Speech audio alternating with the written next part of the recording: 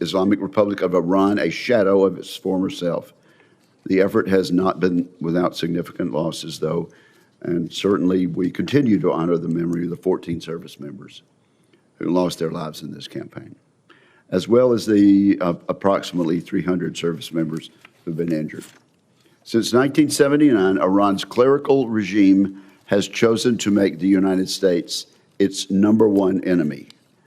The motto of Iran's Ayatollahs has never been "God bless Iran" or "Long live Iran." They have chanted "Death to America, death to Israel." The regime states its murderous goals plainly. The entire foreign policy of Iran revolves around killing others rather than building for its people. As part of Iran's war of choice against the United States, the regime has directed its terrorist proxies to kill hundreds of American service members, take dozens of Americans hostage, and assassinate senior American officials, including attempts on the life of President Trump. It has also developed a nuclear and ballistic missile program that aimed to hold multiple continents and dozens of U.S. partners at risk. Every American president since Carter has had to deal with the consequences of Iran's war on the United States. Yet rather than dealing with the problem, successive Democrat and Republican administrations sought so-called de-escalation with Iran. This often afforded Iran the time and resources to develop its nuclear program, the ballistic missile program, and global terrorist infrastructure. I commend President Trump for recognizing that the Iranian regime cannot be appeased, and for directing action to defeat this threat. Doing so will not be easy. The Iranian regime is deeply ideological and insists that it is winning even when it is losing by every conceivable metric. I look forward to Admiral Cooper sharing his assessment of how close we are to destroying Iran's military capabilities. I'd also like to hear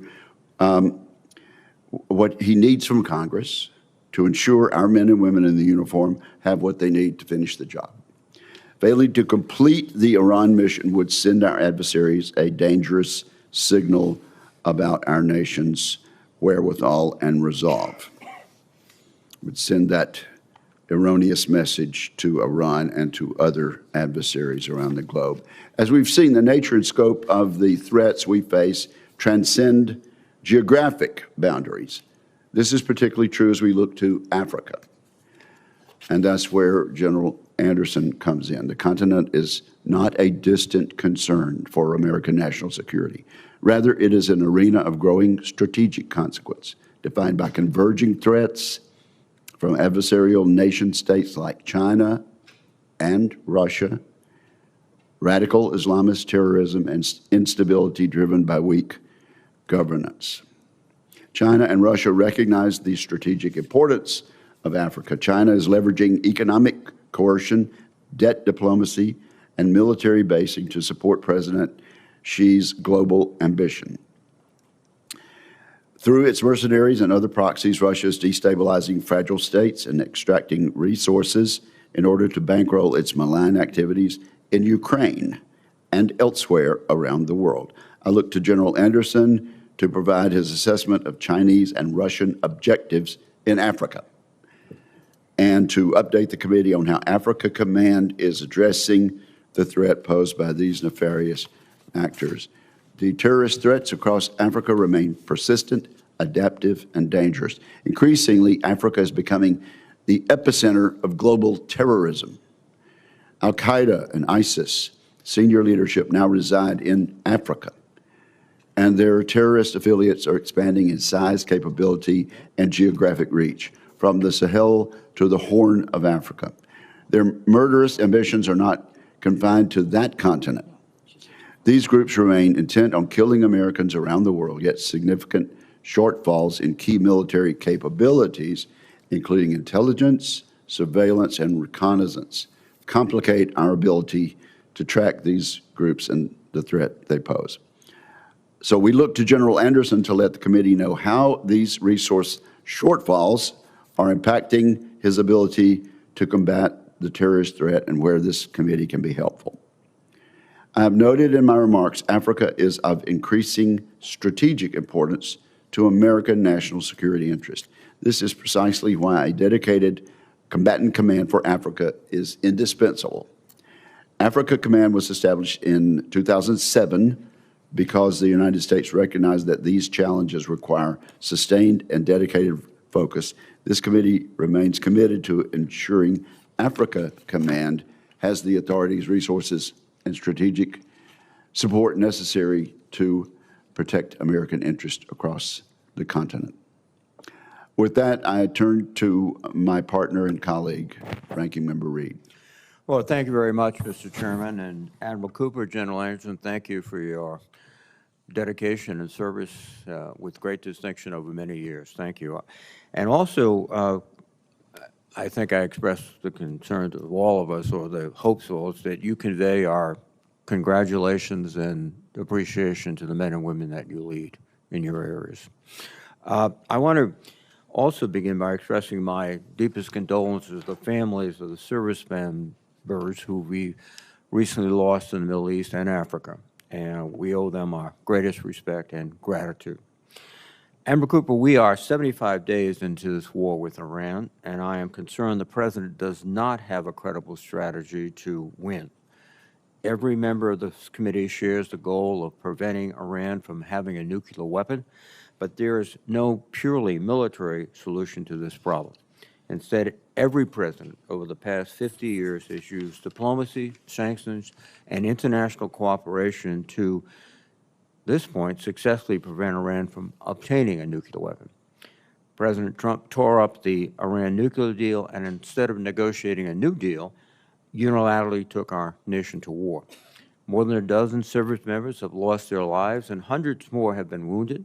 We have suffered significant damages to our bases, dramatically expended our munition stockpiles, and sustained billions of dollars of damaged equipment. The Strait of Hormuz is still closed, despite attempts to escort commercial ships. While Secretaries Hegseth and Rubio have said Operation Epic Fury is concluded, it is unclear what objectives have been accomplished. Iran's regime is intact. Its nuclear material remains in place. The majority of its missiles and launchers have reportedly been recovered. Iran has demonstrated its ability to shut down the strait. And most importantly, or certainly of equal weight, American families are bearing real costs at the gas pump and the grocery store for a war they did not want and Congress has not authorized. Admiral Cooper, the military forces under your command have performed with exceptional skill and bravery, and that is attributable to your leadership and your chain of command. The firepower that we have brought to bear in Iran has been formidable, but we have not yet, I think, articulated a clear strategy going forward, and this is continuing to hamper our objectives. I think everyone on this committee would love to see these peace negotiations succeed, and I'd be the first one to applaud significant results achieved through diplomacy. But one of the issues we're facing, and we've talked about it in the closed session, is at every term we are not receiving the information that we are legally entitled to. We've not seen the legal justification for this operation, nor the execute orders, and the administration's explanation for cost and the path forward have shifted constantly. This week, the President said that the ceasefire is on life support, and it leaves us a fundamental question. Where are we and where are we going? And I hope you can touch on that, Admiral Cooper. There's two other concerns in CENTCOM I'd like to address. First, we withdrew all of our troops from Syria, and this has created some adverse consequences in my view. Our modest military footprint there produced significant returns, including a very reliable partner in the Syrian Democratic Forces, a sustained counter-ISIS mission, which we conducted, and a degree of leverage in strategically important area of the world. and we gave that up very quickly when we withdrew. And if you could provide some understanding of the current situation, I'd appreciate it. Second, the ceasefire in Lebanon is fragile, and Israel's continued airstrikes and demolition operations to the south are eroding it. The Lebanese armed forces are one of the few genuine stabilizing instruments we have left in the region, and we should be seriously investing in it. And again, Admiral, I'd like to know what resources you need to make this partnership successful, our partnership with the Lebanese military, in displacing Hezbollah and establishing a reliable government. General Anderson, I'm concerned by discussions about whether AFRICOM should be maintained as an independent combatant command, the same concerns I believe the chairman has. That fight should be not necessary. And it really, I think, reveals a misunderstanding of the continuing importance of Africa in so many different ways. If we were to merge AFRICOM with EUCOM, I think that would be a mistake. It would signal to our allies and adversaries that Africa is not a priority for the United States. Russia and China are not making that mistake. Russia's Africa Corps has expanded steadily across numerous countries, and China continues to build ports, infrastructure, and relationships across the continent. Both nations are filling a space that America has created for them by our disengagement. And General, I would ask you to share your views on the current security situation and how you are working with allies and partners to address the political and economic instability in Africa. Finally, I would note that the dismantling of USAID has made this situation worse. More than $12 billion in annual assistance to sub-Saharan Africa is largely gone. This has translated directly into instability, radicalization, and openings for our adversaries. The administration's From Aid to Trade slogan in Africa may be a reasonable long-term aspiration, but is not a near-term substitute for what has been lost, and our partners on the ground know it. I'd like to know what authorities and support you need from this committee to effectively partner with vulnerable nations in Africa to keep us from losing more ground to China and Russia. Admiral Cooper, General Anderson, thank you for your leadership, your outstanding service, and I look forward to your testimonies. Thank you. Admiral Cooper, you are now recognized for your opening statement, sir. Well, thank you very much. Chairman Wicker, Ranking Member Reed, members of this committee, thank you for the opportunity to testify before you today, and thank you all in this committee for your very steadfast support to the United States military and to our men and women deployed today. I'm pleased to be sitting here today with my good friend, the Commander of U.S. Africa Command, General Dag Anderson, and I'm joined by Fleet Command Master Chief Lateef Compton, our senior enlisted leader at Central Command. Events in the Central region have shown how quickly the course of history can change. In just the last few years, decades-old features of the strategic landscape, once thought immutable, have been upended, bringing both challenges and opportunities. I strongly believe that every success that we have starts and ends with our people. In just the last 7 months, America's sons and daughters serving in CENTCOM have played key roles in world events, implementing the President's 20-point peace plan in Gaza, degrading the ISIS threat in Syria, preventing what I would characterize as an ISIS crisis by conducting a historic prisoner transfer to Iraq, creating the most integrated and effective air defense architecture ever seen, which was decades in the making, and most recently addressing the Iranian threat. The performance of our warfighters in Combined Joint Task Force Operation Inherent Resolve, often referred to as CJTF OIR, is particularly noteworthy.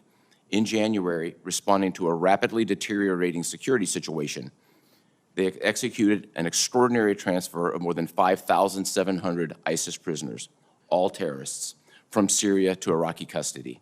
Their effort prevented a mass prison break that risked large-scale ISIS reconstitution and acute risk to the American homeland.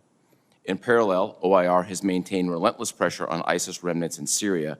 Most recently, Operation Hawkeye Strike removed over 50 ISIS terrorists and 100 terror infrastructure targets from the battlefield. U.S. Central Command was created in direct response to the threats posed by the Islamic Republic of Iran, and I am the 16th CENTCOM commander to deal with the Iranian problem set. For 47 years, the Iranian regime has terrorized the region and made hostility to the United States a core tenet of its rule. Their hostile, lethal track record against the United States is well documented, but I don't know that it is always well understood. Here's a data point. In just the last 30 months prior to the commencement of Epic Fury, Iranian-supported terror groups have attacked U.S. troops and diplomats more than 350 times, the equivalent of an attack more than every third day, killing 4 U.S. service members and wounding nearly 200 more. After more than 2 years of Iranian attempts to leverage October 7th of 2023 to tear the region apart, at the direction of the President, United States Central Command initiated Operation Epic Fury. In less than 40 days, CENTCOM forces achieved our military objectives. Most notably, we degraded Iran's ability to project power outside its borders and threaten the region and threaten our interests. As an example, we can all remember April and October of 2024, hundreds of Iranian ballistic missiles and drones raining down in the Middle East. Today, Iran can no longer attack with that mass and scale.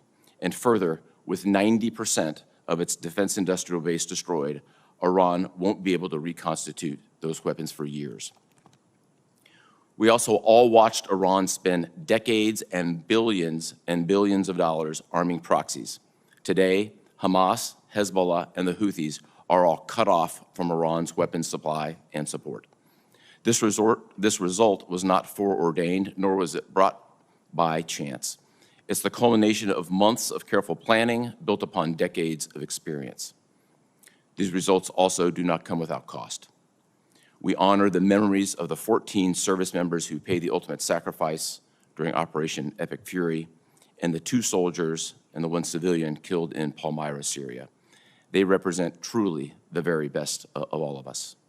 As I sit here, we are clear-eyed. The situation in front of us is very complex. High-stakes negotiations continue. Our job is to be ready, and we are.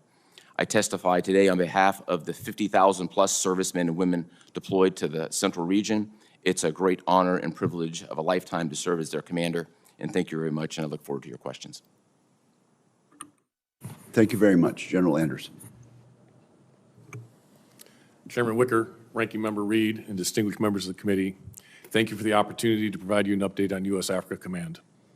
I'm joined today by Command Sergeant Major Garrick Banfield, our senior enlisted leader, and I'm proud to sit beside my friend from U.S. Central Command, Admiral Brad Cooper. We both appreciate your unwavering support to our nation's warfighters. Before I start, I'd like to recognize the service of First Lieutenant Kendrick Lamont Key, Jr. and Specialist Mariah Collington, who lost their lives in a tragic accident during African Lion and are returning home today. I would also like to express my appreciation to our allies and partners, particularly Morocco, who stepped forward when it mattered most.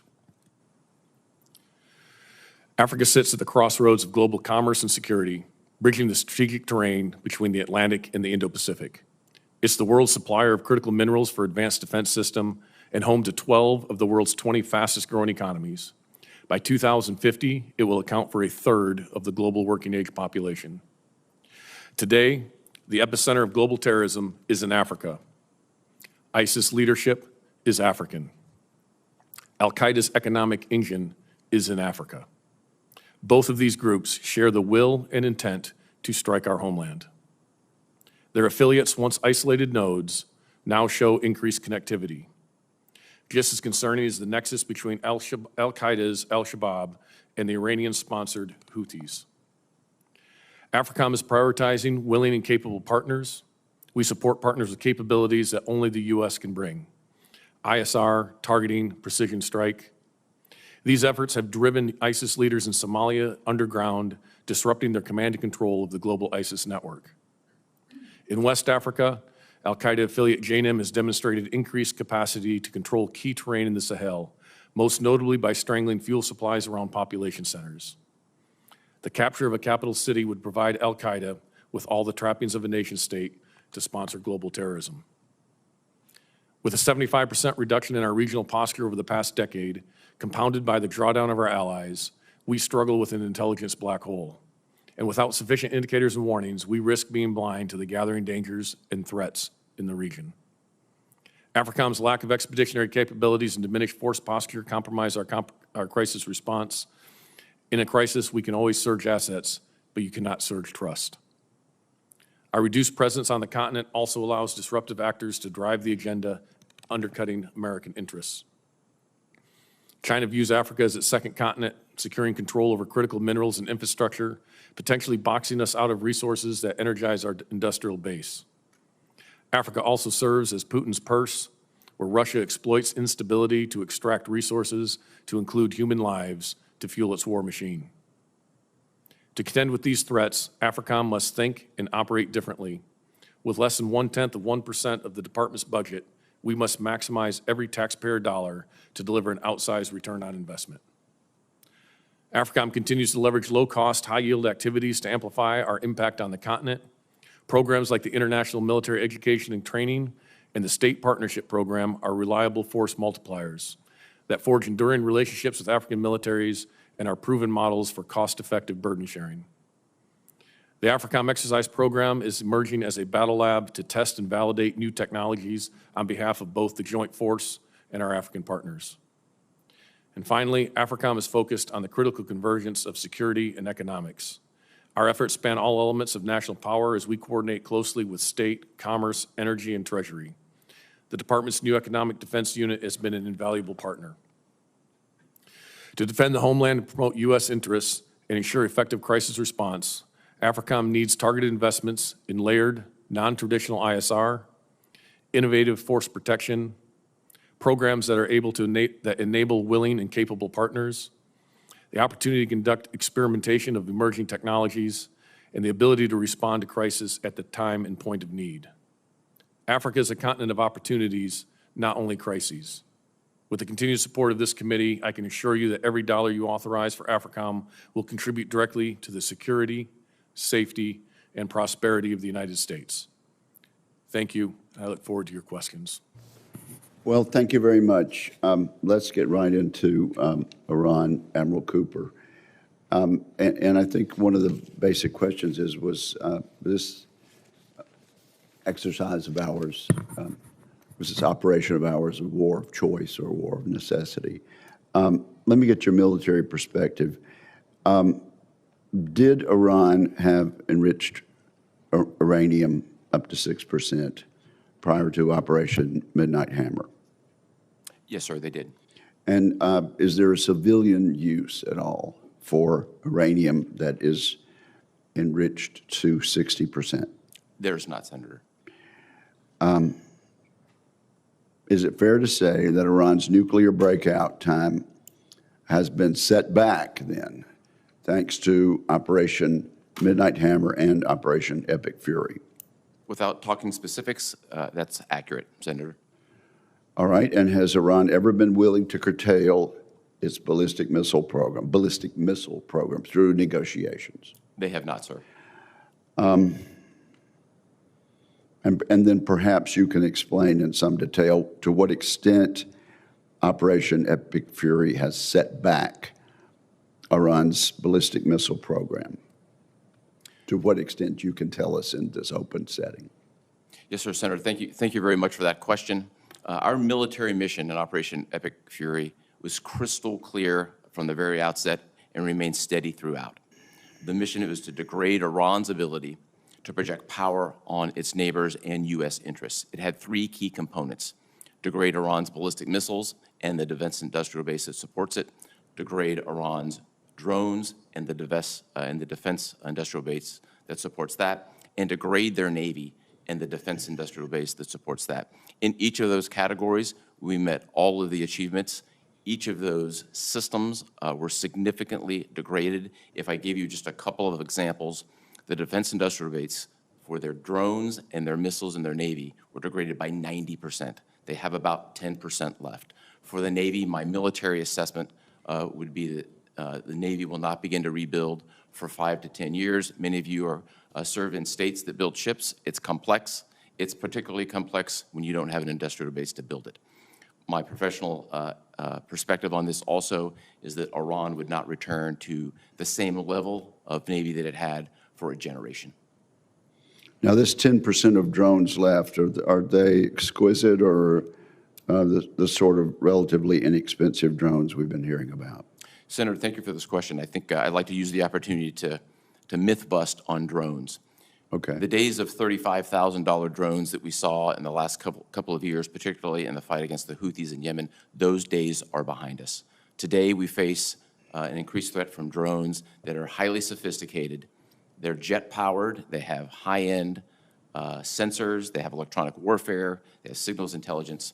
So those days of using high-value defenses to shoot down cheap targets are behind us. Quite the contrary, what we have been doing lately is using our own low-cost one-way attack drones, attacking Iran, making them use higher-end, more expensive weapons. So I can confidently tell you we have flipped the cost curve in many ways. Always work to be done, but I like where we are in this regard.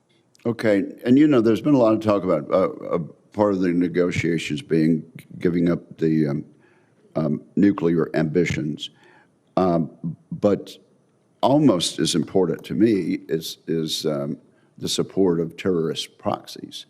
So has Iran ever been willing into support for the terrorist proxies, Hamas, Houthis, Hezbollah? They have not, Senator. So to what extent has this exercise, this operation, denied Iran resources for funding terrorism? Senator, this has been a significant priority from the outset, and as we sit here today, there are no resources and equipment that are flowing from Iran to Hamas, Hezbollah, or the Houthis. Those transfer paths and methods have been cut off. To the extent that that source of support has been cut off, what are the other sources of support that these terrorist groups can look to? I think some of those pieces are best discussed in a more classified environment, but I think the key element of this is the main supplier of resources and training for decades and billions of dollars, and we've seen all this before our very eyes. Those pieces have been completely cut off today. Thank you very much. We'll take another round, but at this point, I recognize the ranking member.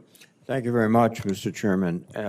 Admiral Cooper, is Iran militarily still able to inflict significant damage on infrastructure of the surrounding countries in the Persian Gulf?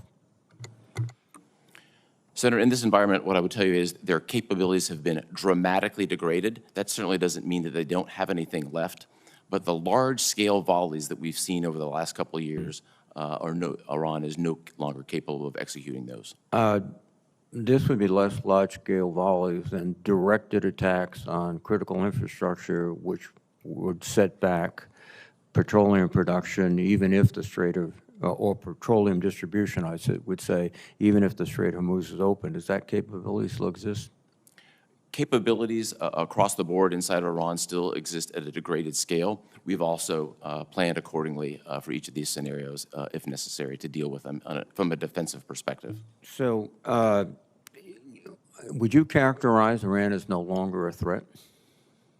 Iran has a significantly degraded threat, and they no longer threaten regional partners or the United States in ways that they were able to do before. Across every domain, they've been significantly degraded.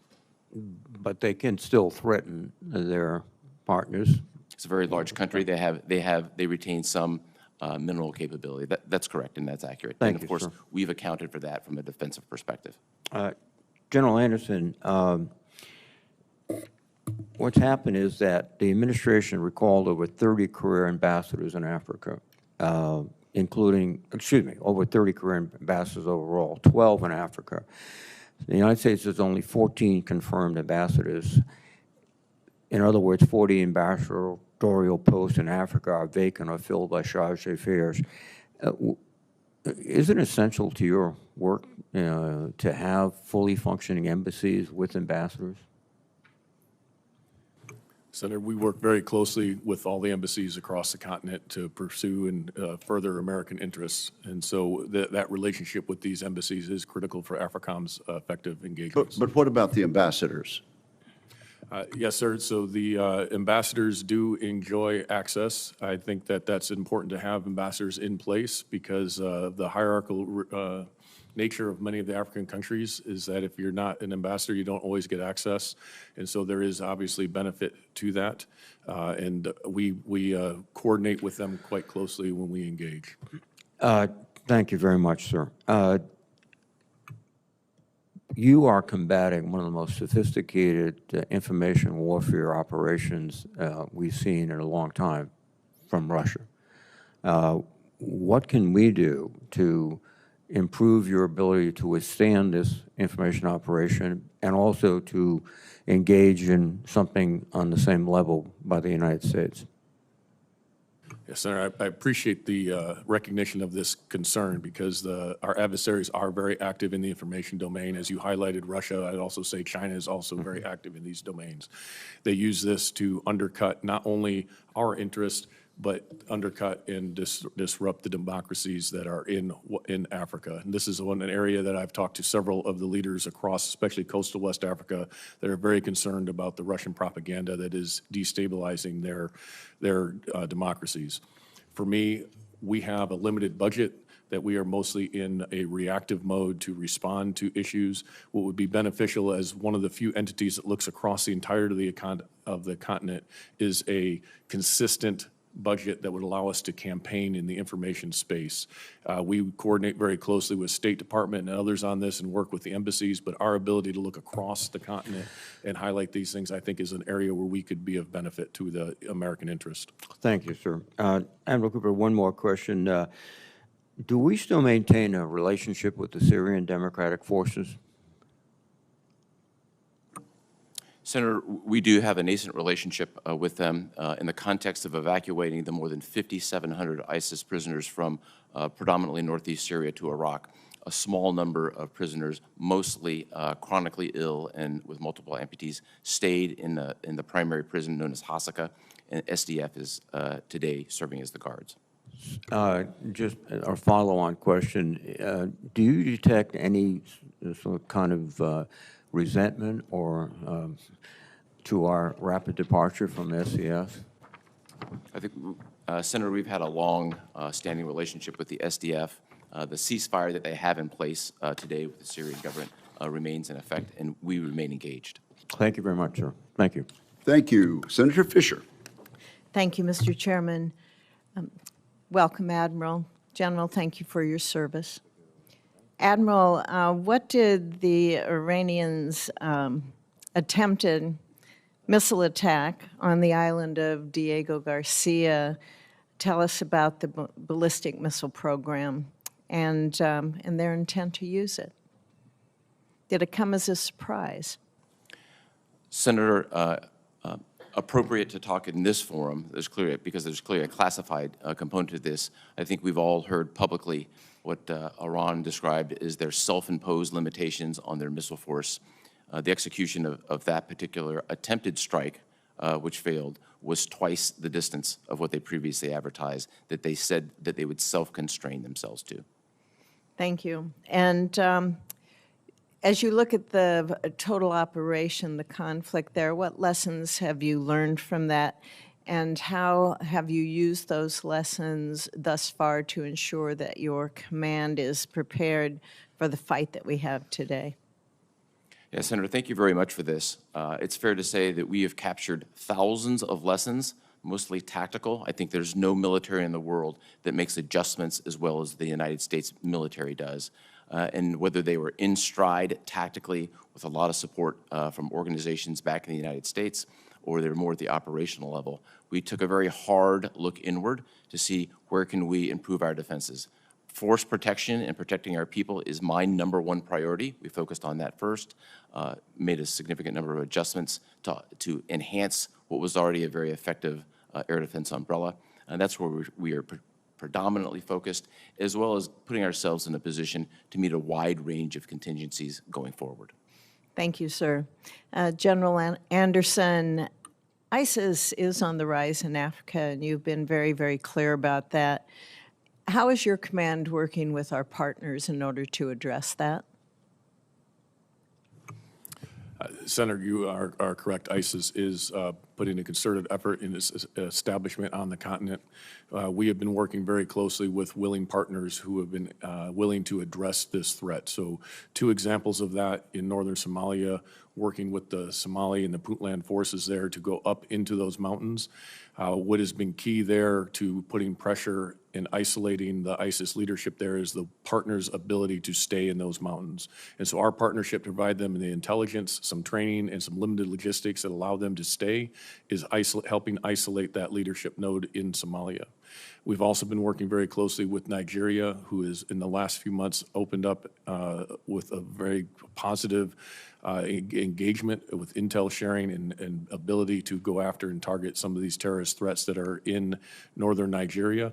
And so that has been a positive area that we've seen as well. We would like to reestablish some pragmatic relationships in the Sahel, where ISIS also has a stronghold, where they are currently holding an American hostage in order to gain better access. And that's an area we need to continue to improve, to work with those partners for a intel sharing and understanding of what that threat is there. But we are working very deliberately with our partners to address these common threats. Do you feel that you're appropriately resourced to address these threats? We have the minimum necessary resources in order to address the threats. In order to do this, because of the size of the continent and the complexity of those attacks or of those threats, in order to thwart these, we have to shift resources, and that entails taking some risk in those other areas in order to address the primary efforts. I'd like to have you address some of the connections that we see with the drug cartels, with the terror groups. Can you elaborate on those, especially with regards to the Central and South American cartels? Yes, Senator, that's an area that is emerging that is causing us great concern. So 2 points to that. Recently, there was a interdiction based on some intelligence that we were able to provide that the Spanish interdicted a shipment of cocaine that was 35 tons of cocaine. We believe that's about $1 billion of street value. We believe that's the largest interdiction in history. That came out of South America. It was transiting along the west coast of Africa towards another location that I could talk about in a classified environment. And so we're seeing more of that drug trafficking coming in, and the terrorist organizations are helping transit that. They're getting payments through that, and there's a symbiotic relationship that money then comes back to our hemisphere, to those drug cartels, but also helps provide fuel for those terrorists. Another area that I think is important to highlight is that in the last 18 to 24 months, we have assisted in, or at least tipped off many partner nations to drug activities and labs in their country. In this time, 11 of the 12 drug labs that have been interdicted have had Mexican cartel members on site, to include the largest drug lab that had ever been disrupted in South Africa, that there were Sinaloa cartel members on site. And so they are actually doing production now in Africa, as well as the transit of that across the continent. So we're watching this develop, and it's of concern as this fuels both the terrorists and the cartels. What's the destination of those drugs? Those drugs are destined for the Middle East, for Europe, but we're also seeing them then come in through the northern route back into America. As we have applied pressure on the southern border, they're finding other means to bring those drugs into our nation. Thank you. Thank you, Senator Fisher. Senator Blumenthal.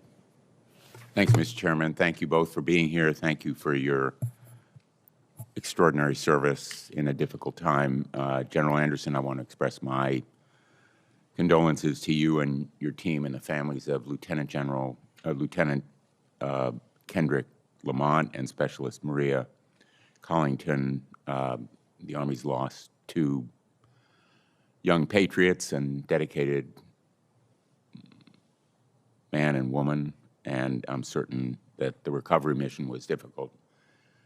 And I want to commend your team for bringing closure to their families. Admiral, there's been public reporting that Iran continues to have as much as 70 to 75% of its missiles and launchers available to threaten shipping in the Strait of Hormuz. Does that reporting conform roughly with your estimate as to Iran's continuing strength? Senator, thank you for the question, and first, thank you for your time these past few days. It's been meaningful and very much appreciated. I think it's appropriate in this forum not to discuss specific intelligence assessments. What I would say from my perspective is the numbers that I've seen in open source are not accurate. I think what also is not taken into consideration, it's more than just the numbers. It's the command and control that's been shattered. It's a significant degradation in capability, and it's the lack of any ability to then produce any missiles or drones on the back end. I think we have to take a holistic look at that, and that's what we've done. But regardless of what the numbers are, Iran continues to pose a significant threat to shipping because it has missiles and fast boats and other assets that are available to attack shipping in the area, correct?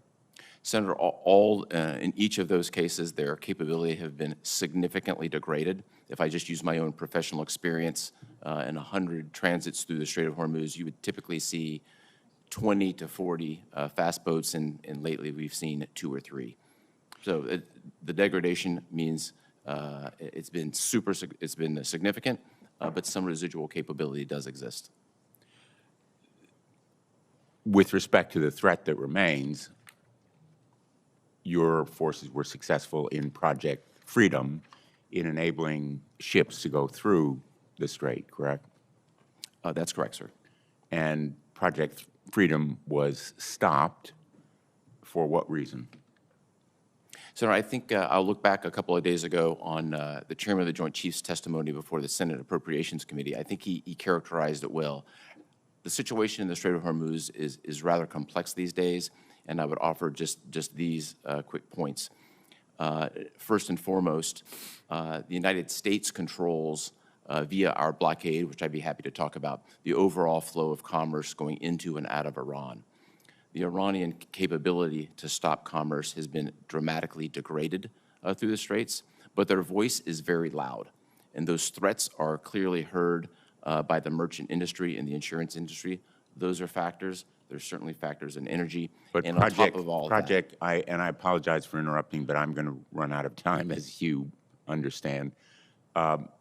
I think the point that I want to make here is that Project Freedom could be started again, and the voices of the Iranians, large as they are, could be contradicted or reduced in impact if Project Freedom were ongoing and the world could see that shipping was going through the straits. Am I off base in that view? Senator, there's a wide range of contingencies that we are prepared to execute, and I would defer to the policymakers on anything having to do specifically with the Strait of Hormuz, particularly during this time of sensitive negotiations where it's front and center in the negotiations. And have you seen any progress in those negotiations? Senator, I'd refer to the diplomats and the team engaged in the negotiations. Let me ask you, in the time that I have left, one of the objectives that President Trump articulated at the beginning of this war, which in my view could not be accomplished with bombing, was to secure the enriched uranium. Would you agree that taking possession of that uranium would require boots on the ground and significant casualties for United States forces? Senator, in this particular forum, I think it would be highly inappropriate, given the classified nature of any contingencies, to talk about the nuclear program. Well, let me just finish by making the observation that you have, I think, sought to be forthcoming to the committee in the classified setting where we had an earlier conversation with questions and answers. My view is that the vast majority of what you told us should also be told to the American people.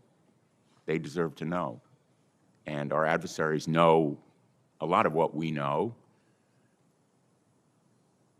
The ones who really don't know are the American people, and they deserve more information, which is not a criticism of you. It is of the system which causes the withholding of this information, and the administration, which has refused to provide figures as to the costs of the war and other details that are relevant and important for the American people to know. So I'm hopeful that we can have a way to make more information available to the American people. Thank you, Mr. Chairman. Admiral Cooper, during the brief time of Project Freedom, before it was closed off again, can you say in this setting whether or not our services were able to open the strait? Senator, thank you for this, very much appreciated. As has been publicly highlighted, the first two ships to flow from the Arabian Gulf, from the western part into the east through the Strait of Hormuz, were U.S. flagged vessels. That was successfully executed. And U.S. Navy destroyers then came into the Arabian Gulf, operated for a number of days, and then, as you subsequently saw, float out of the Arabian Gulf. Okay, so Senator Blumenthal's question presumed that you could give in public your judgment as to whether the United States is capable of doing that again.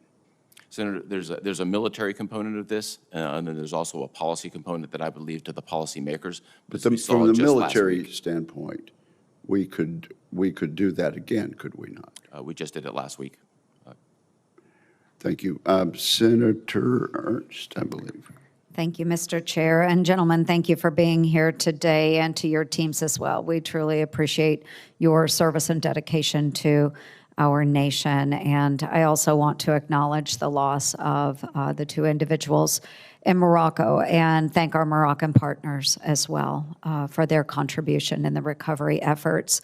I do want to recognize, Admiral Cooper, those that we have lost during this current operation, or the former operation Epic Fury, as well as the two Iowa National Guardsmen that we lost in Syria this last December. We have also more than 380 who have been wounded in this fight. So for all of those service members that have given so much, and to their families, they will not be forgotten. The operations that have been conducted against Iran and its proxies across the Central Command AOR wouldn't have been possible without some really tremendous partners in that region. And we have seen a large burden borne by Israel and Jordan. We've seen assistance coming from Bahrain and UAE, who has taken a significant amount of incoming fire, Saudi Arabia, Qatar. They haven't all been passive bystanders. They've been actively engaged. So they have contributed to every line of effort, and we appreciate them contributing to our successes. We can't overstate what their basing access logistics, their networks and intelligence cooperations have meant operationally to us. So, Admiral Cooper, what is the one or maybe two things that you want all of us to understand as we walk out of this hearing, knowing about what our allies have assisted with in this fight? Senator, first, thank you for the question, and thank you for your leadership, and thank you for all that has been done by the great men and women from your state. Thank you. They've played an outsized role, so thank you for that. Thank you. In terms of our partners, I think a key feature is we have enhanced mill-to-mill relationships across the board in the Middle East. As we sit here right now, we have 5 specific partner nations who are not just conceptually side by side, but literally side by side with the United States in defense. The United Arab Emirates, Bahrain, Kuwait, Qatar, and Saudi Arabia. Over the course of Epic Fury, they defended themselves and they defended Americans. In addition to those key allies, everything that we've accomplished would have been impossible without the Kingdom of Jordan, and clearly we were operating very closely with the State of Israel. I think that group in particular should be commended. They didn't just execute missions, they served side by side with Americans and protected Americans. Thank you. And this takes years to develop those friendships, those relationships, the mill-to-mill work that you do. Is that correct? It does. There's the mill-to-mill work. There's the friendships. It's all about bringing these together. And the air defense umbrella that's been created has been in concept for the better part of a decade and a half, now fully realized. And again, I just want to reiterate that we have such tremendous partnerships with so many of those nations, and we thank them for that. I'll move to AFRICOM now, General Anderson. Over the past couple of years, the U.S. has been withdrawing forces from a number of countries, including Niger, Mali, and Chad. And Russia's African Corps has moved in to fill that vacuum.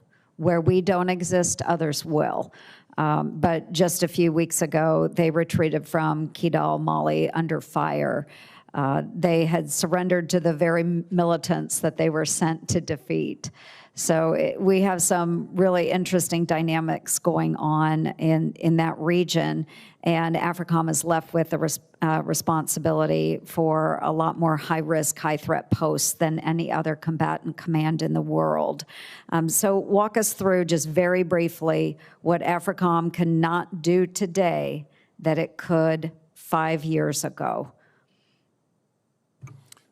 Well, Senator, I think there's one very poignant example that I can use very quickly is that 5 years ago, as a commander of Special Operations Command Africa, Philip Walton was taken hostage in Niger and transported by bandits who were being prepared to be sold to terrorist organization.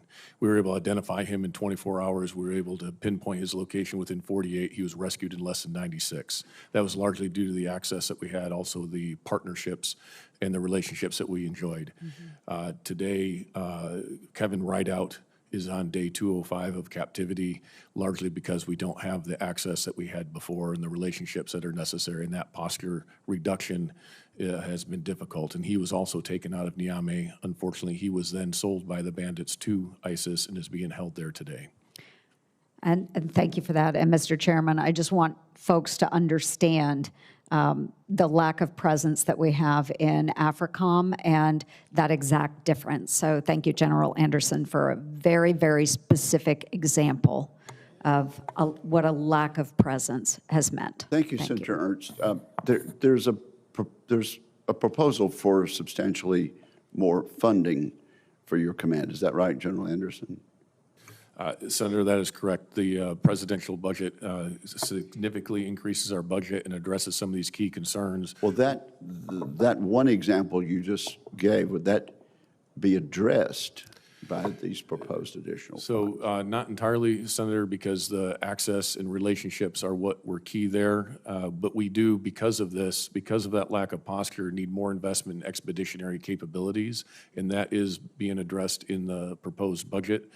But those relationships that the Senator highlight and maintaining those relationships are absolutely critical because you cannot surge trust in the time of need. Okay, well, you and I have gone back and forth about unfunded requirements. And so I guess your testimony is that that's not a matter of funding, it's just a matter of relationships. Senator, that is a matter of relationships. The funding that we would ask for that would help us is the contingency response ability, expeditionary, but also some targeted programs to work with key partners who are willing and able to address the threat, to increase their capability and capacity to do that. So those are the investments. Those are all included in the proposed budget. So right now, I don't have many needs. Very well. Senator Kaine. Thank you, Mr. Chair, and to our witnesses. President Trump's decision to unilaterally take the United States into a war with Iran is deeply unpopular in Virginia. We are a very pro-military state, a very pro-military state. And as I've traveled around Virginia and talked to Virginians, the unpopularity sort of gets crystallized into, have we learned nothing from 25 years of war in the region?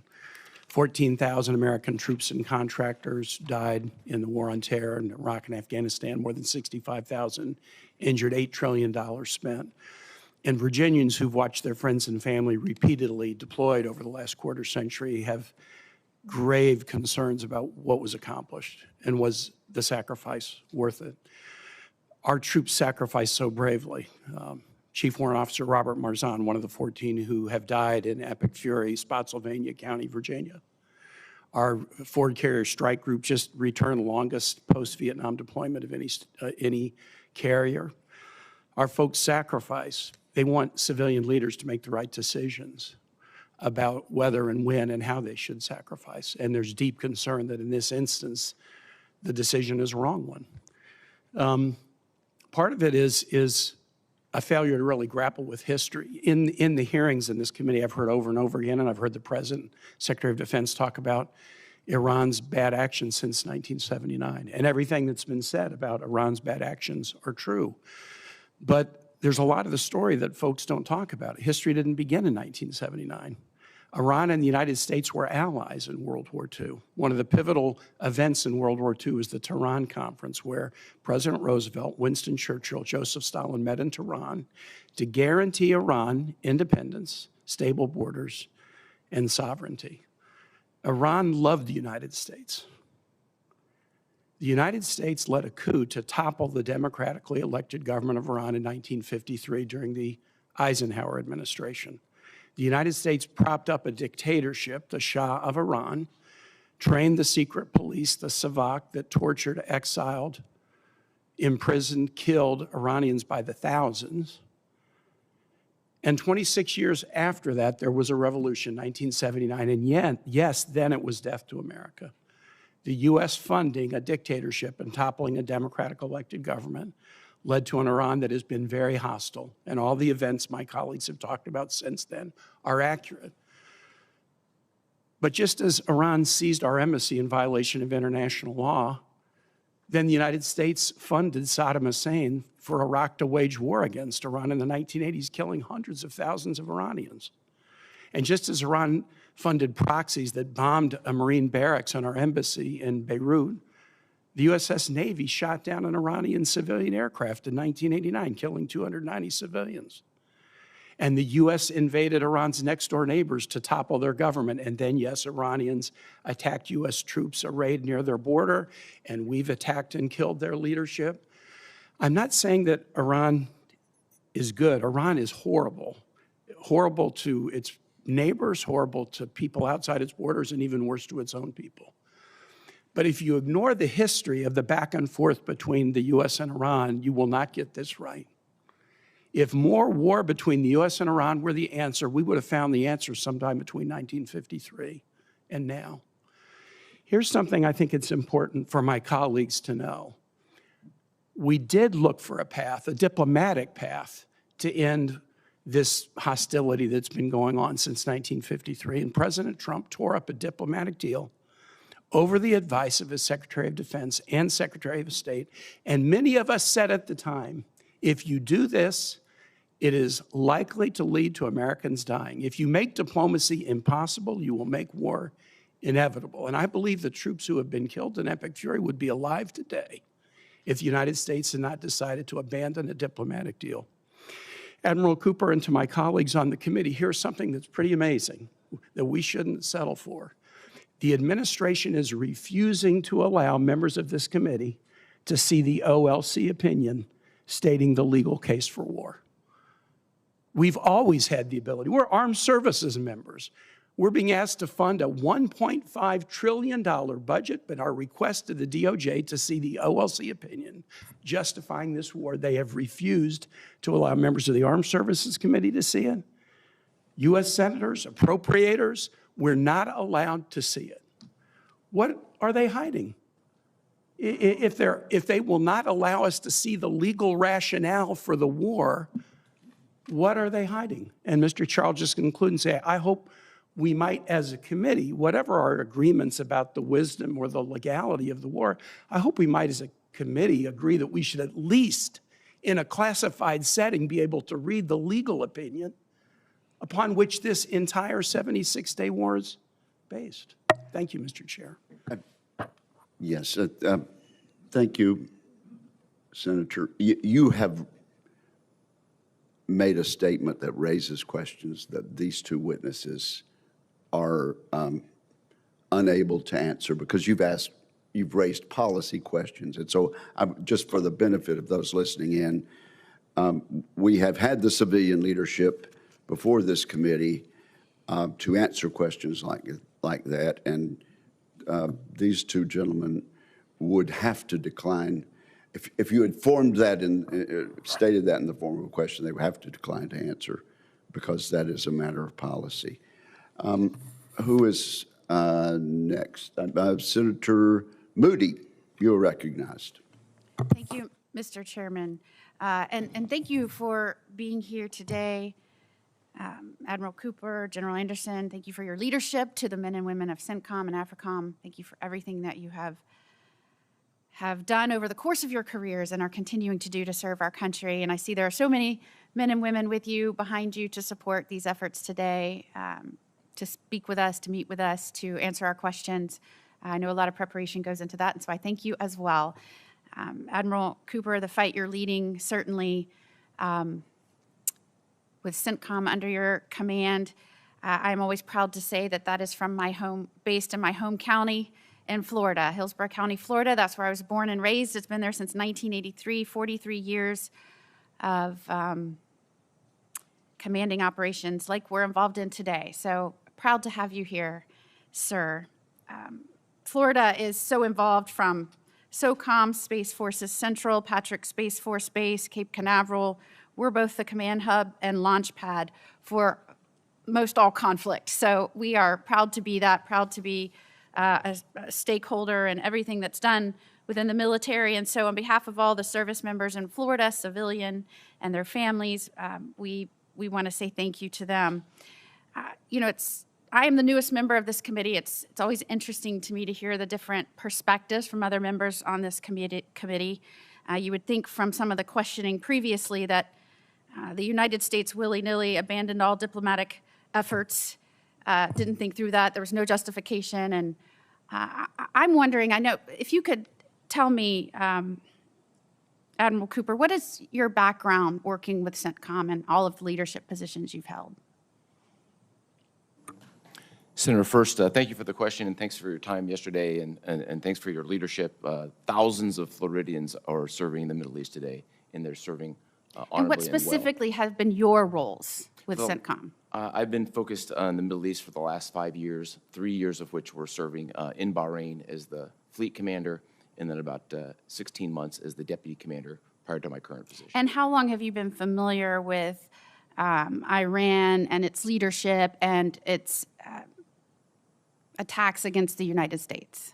I've studied it or been a part of it for the better part of 3 decades, particularly acutely in the last 5 years.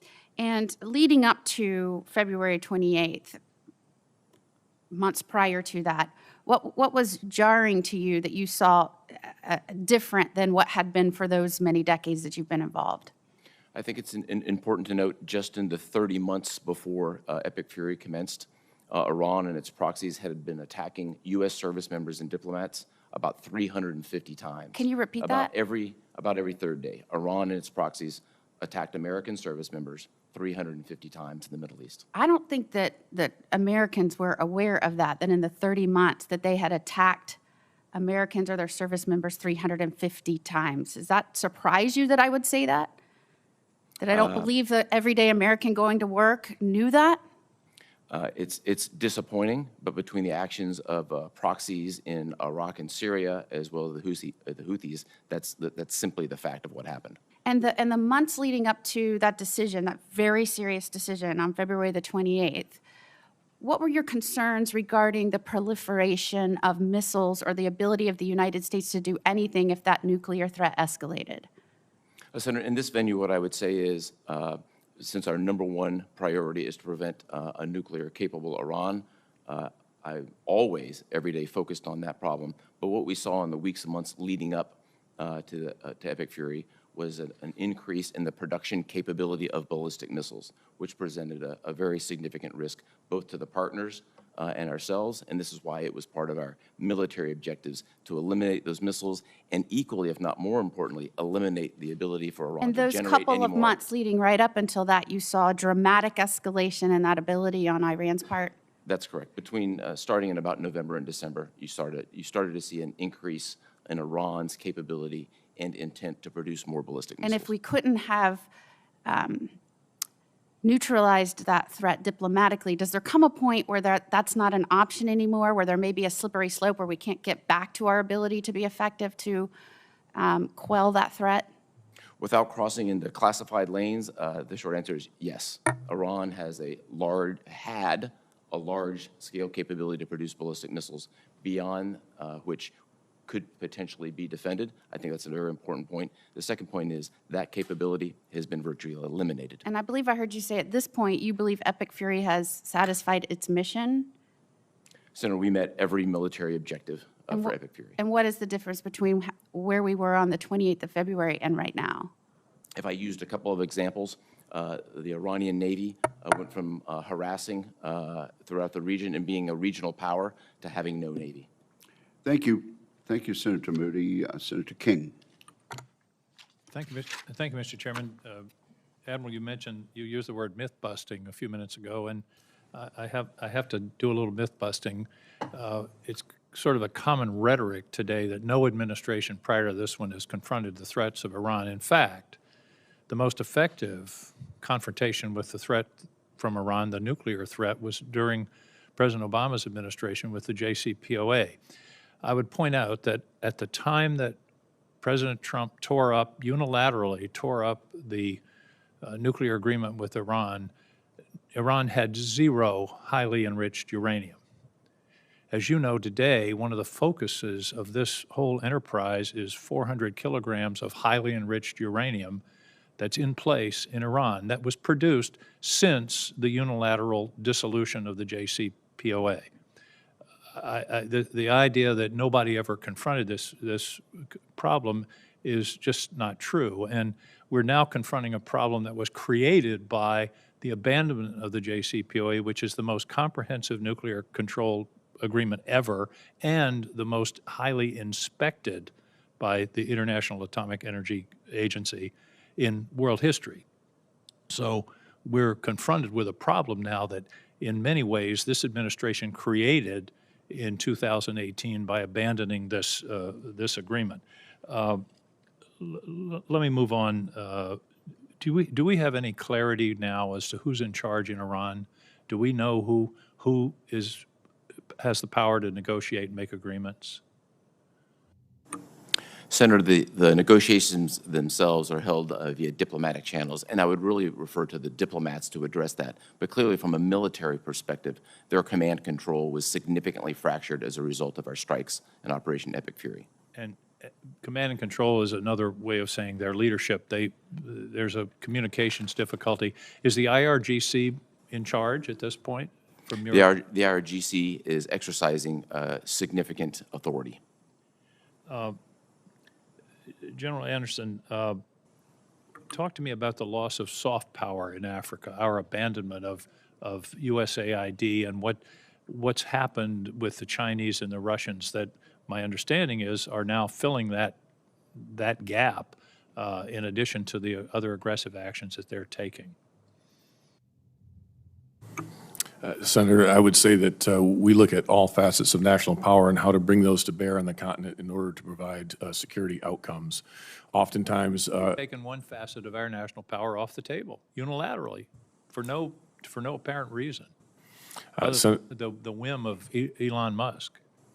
Senator, we work very closely with state, with commerce and energy in order to look at the security requirements on the continent. I have a Foreign Service Commercial Officer joining my staff this summer, along with a liaison from Department of Energy, in order to look at economic opportunities. But it is a fact, is it not, that we have essentially left all of the role that USAID played on the continent. That's gone. Isn't that's a yes or no question? Senator, there are still aid programs that are active on the continent. They are much reduced from what they were before. Much reduced. That's a fair way of stating it.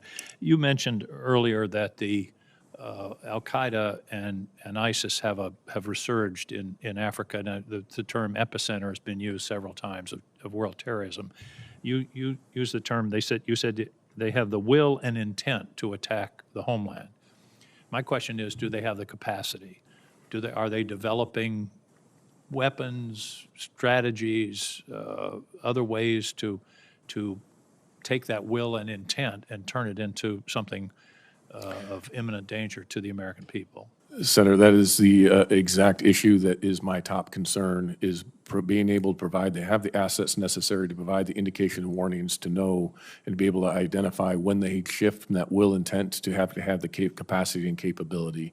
That is something that is very difficult for us to ascertain in the Sahel right now, given our limited posture. That was going to be my follow-up question is, do we have the capacity to determine their capacity? It sounds like you just said we don't have the capacity that we should have or need.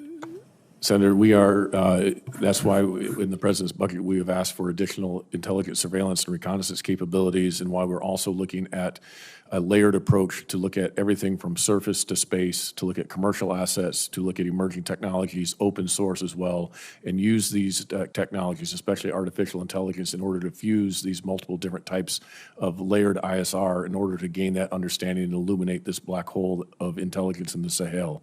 We cannot sustainably afford to do that solely with airborne ISR, so we have to look at a multifaceted approach.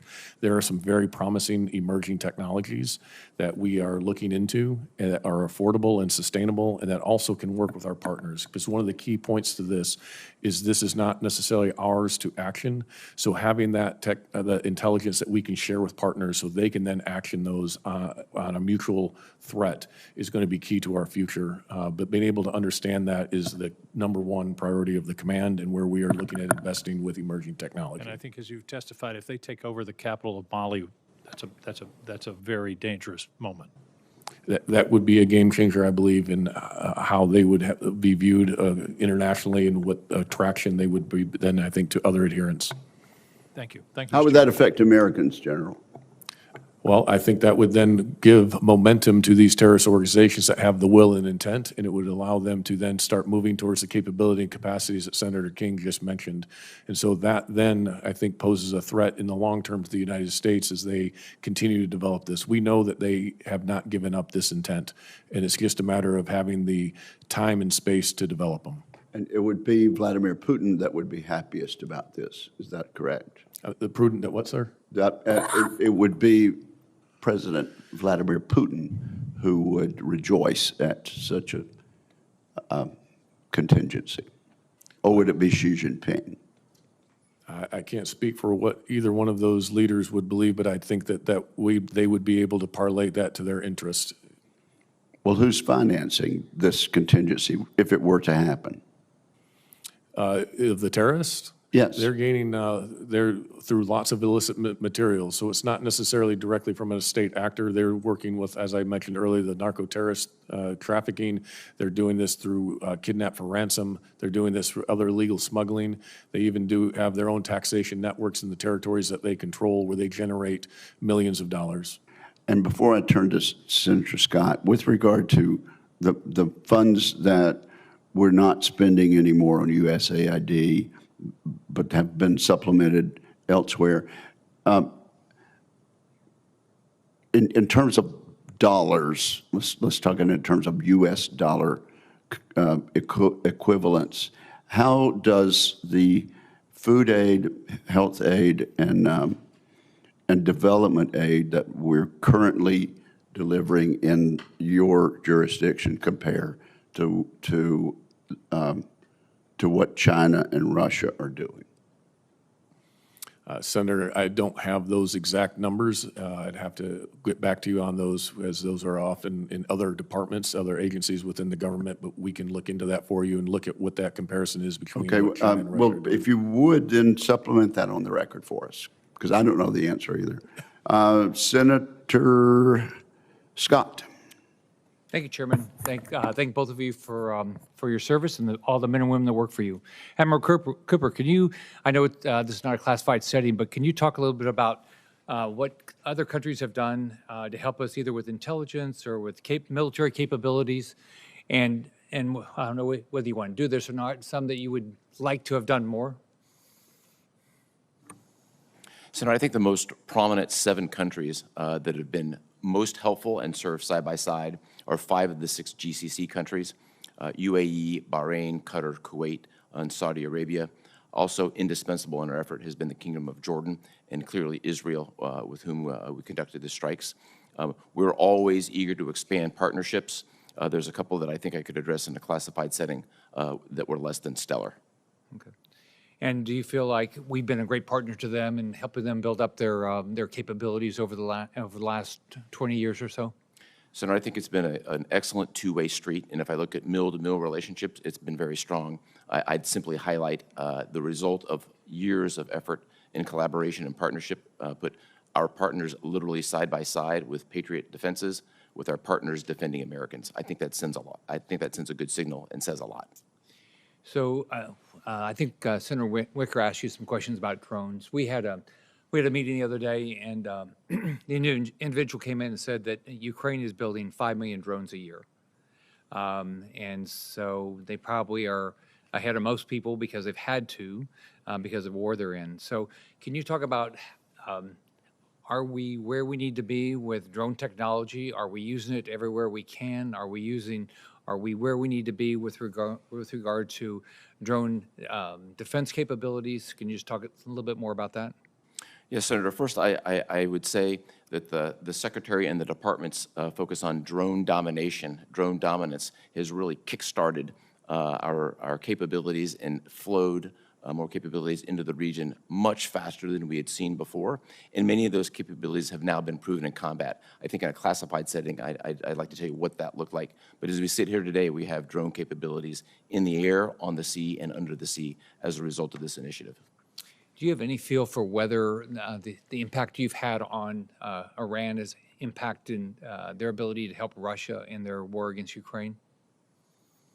So I think best to discuss that in a classified setting. Clearly, Iran and Russia have had a years-long relationship, particularly when it comes to drones. So what are you most proud of? What are you most proud of that you've accomplished since you've had this role? Absolutely, number 1, 2, and 3. I'm most proud of the men and women who executed an extraordinarily complex mission, the first major combat operations that the United States has seen in a generation, establishing, in my mind, the latest, greatest generation of American warriors. Same question, General Anderson. What are you most proud of that you've accomplished so far? Senator, I think I would agree with Admiral Cooper that it's the men and women of the very small footprint and very small amount of resources punch way above their weight class and have outsized impacts on the continent. What we just did in African Line in Morocco was significant in our largest exercise on the continent of bringing over 40 nations together to include over 36 African countries and nations as far away as Brazil and Japan. That ability to convene is one of the great powers of the United States, and it differentiates us from many others. So I am proud of the fact that we can do that and that we can not just pursue our own readiness, but actually bring multiple nations together to address common threats. Thanks, both of you, and thanks to all the men and women that work for you. Thank you very much, Senator. We have Shaheen and then Hirono. Thank you, Mr. Chairman, and again, thank you to both of you for being here and for your service. I wanted to pick up on Senator King's questions about the closing of so much of our foreign assistance in Africa, General Anderson, and Senator Wicker asked what we're seeing in terms of China. I have a couple of examples that I think are worth pointing out how much that has meant in terms of China's ability to make inroads, because China has actually eclipsed Russia as the largest weapons exporter to sub-Saharan Africa, which I'm sure you're aware of. And 70% of all African armies now operate vehicles from the PRC as opposed to the United States. Beijing's looking to expand military grants, training, and joint exercises between the PRC and African countries. And we don't have the kind of foreign assistance soft power that we did before the elimination of USAID. But you mentioned, General Anderson, that you've taken on a foreign commercial service officer, which I think is a really interesting idea. And as you're aware, I'm sure, at INDOPACOM, Admiral Paparo has really used this to good advantage, coordinating with the State Department, with the Development Finance Corporation, with the U.S. Trade Development Agency, and the Millennium Challenge Corporation to identify potential projects to work on in that AOR. So can you talk a little bit more about how you're identifying development projects and whether you need any other authorizations from Congress or support for this effort from us so that you can help implement the kind of coordination that's going on in Indo-PACOM? Senator, yes, I very much appreciate your interest here because this is an area I think is emerging on the continent with just the demographics of the continent and the growing economies. Being able to identify the intersection of security and economics is absolutely vital. All of the agencies you mentioned are ones that we are coordinating with to make sure that those investments go into the continent and have the greatest effect, but they're also informed by what are the security implications. So sometimes it may not have the same economic return, but that return may come in security. And that's where we come in, is being able to convene some of these different agencies as well as private industry to be able to articulate what those security concerns are, what those implications are, and then also the fact that we are able to execute exercises and other things around the continent helps go into the calculus of those investments and buy down some of that risk. So that is what we are looking to develop. So do those agencies routinely check with you if there's a major project that they're looking to fund in Africa?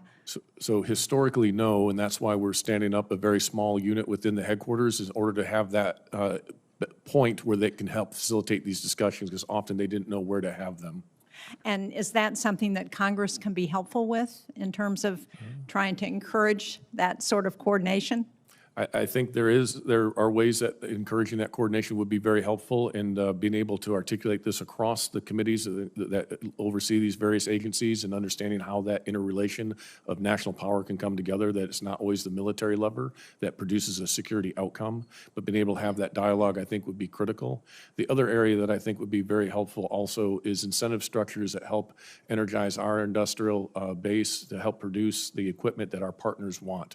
They would much prefer to buy U.S. equipment, but often our systems take so long and are so long to deliver because often the incentive structure is not there, that they turn to China out of necessity, not because of desire. They often see that as inferior equipment, and they would much prefer to buy American. We need to incentivize our industrial base to meet that demand.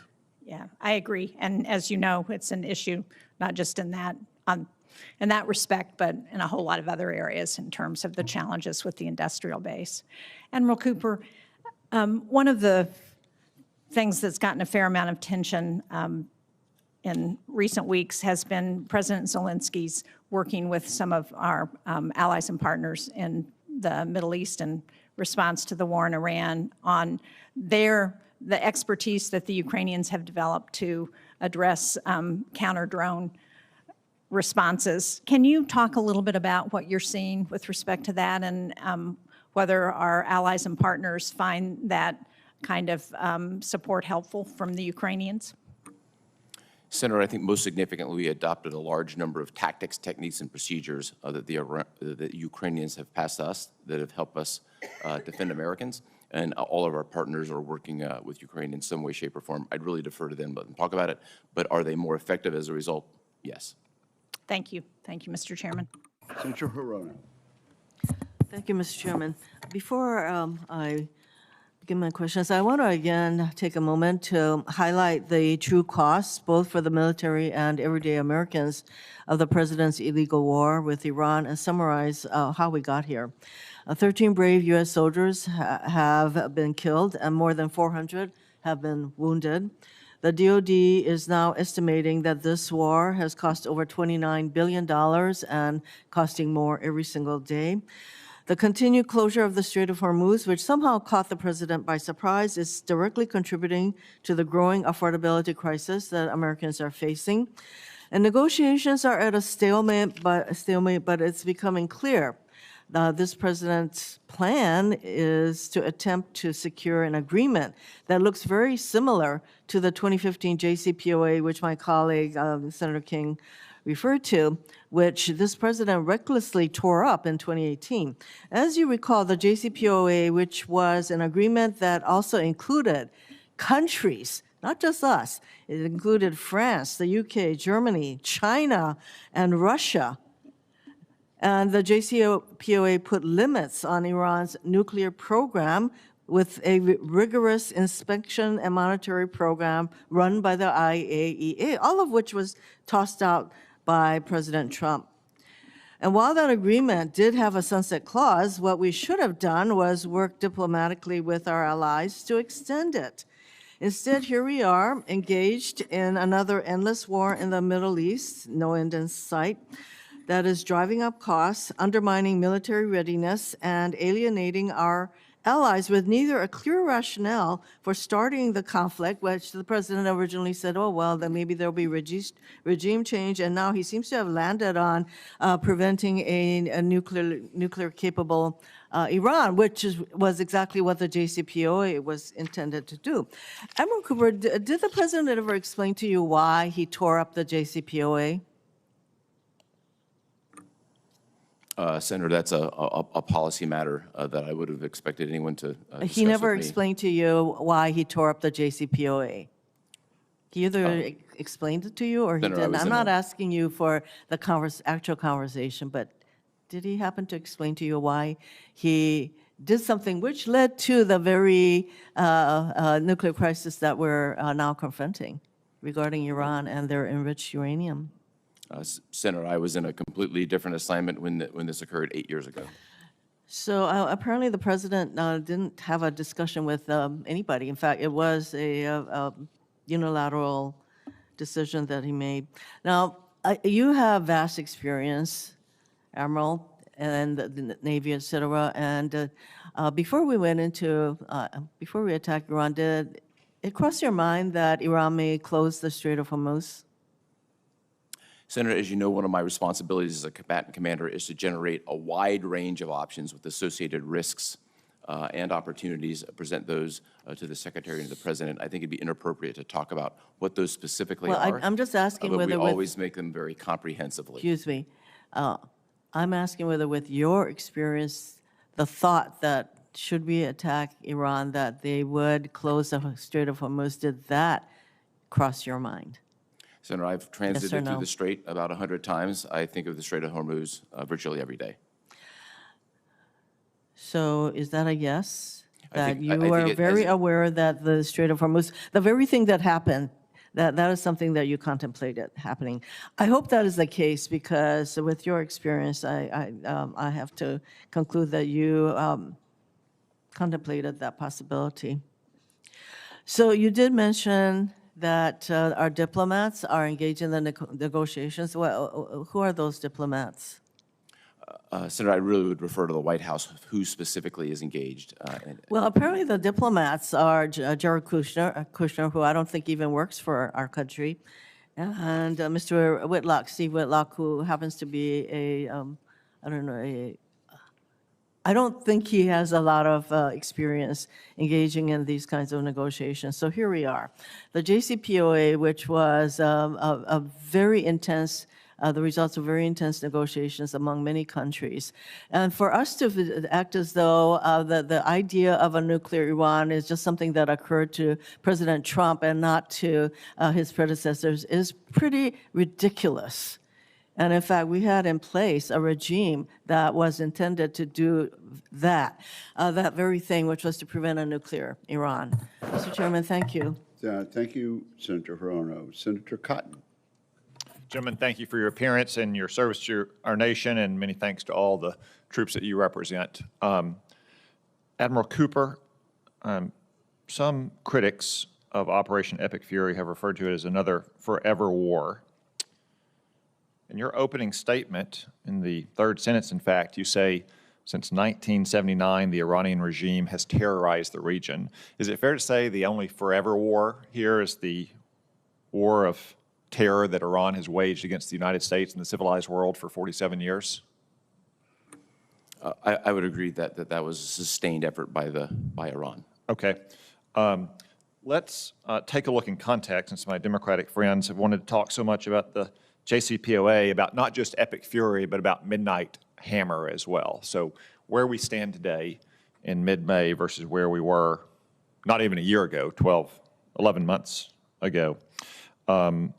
Based on your extensive military experience, do you believe that Iran posed a significant threat to the United States 11 months ago before Operation Midnight Hammer and Epic Fury? Senator, they attacked U.S. forces 350 times in the 30 months preceding Epic Fury. Do you believe that absent Midnight Hammer and Epic Fury, to believe that threat was likely to continue to grow? Yes. Microphone, please, so we can Yes, for the sir. record. I Thank do. you. Is Iran now less of a threat than it was 11 months ago? They are significantly less of a threat. Is it fair to say that the Iranian regime is still a revolutionary terrorist regime even after all the deaths of their senior leaders? They are. Yeah. Is it fair to say the revolutionary terrorist regime no longer has nearly as much military capability to act on its revolutionary terrorist intentions? That is fair, and I think it's also fair to say across every element of national power, they've been significantly degraded. You state in your opening statement that CENTCOM forces systematically dismantled what Iran spent 4 decades and tens of billions of dollars building. How long do you assess that it will take them to get back to where they were in terms of their military and other capabilities just 11 months ago, before CENTCOM dismantled it all? Senator, I would assess that the drone and missile force will take years to reconstitute. The Navy likely will not get back to its previous size for a full generation. Is that why you say in your opening statement that CENTCOM assesses Iran can no longer project power across the region nor pose a persistent threat to the United States or our partners than it did prior to Operation Epic Fury?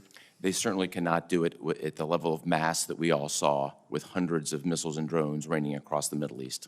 That doesn't mean they don't have any capability, but that broad power projection capability no longer exists. And the whole world saw that just in a number of days after the beginning of your operation, correct? In the number of, I think it was a near 90% decline in Iran's attacks on the United States and its neighbors in the region? That's correct. Early on, the attacks were in the hundreds, and they went to the teens. Okay. I know that there's been a lot of questions about the Strait of Hormuz.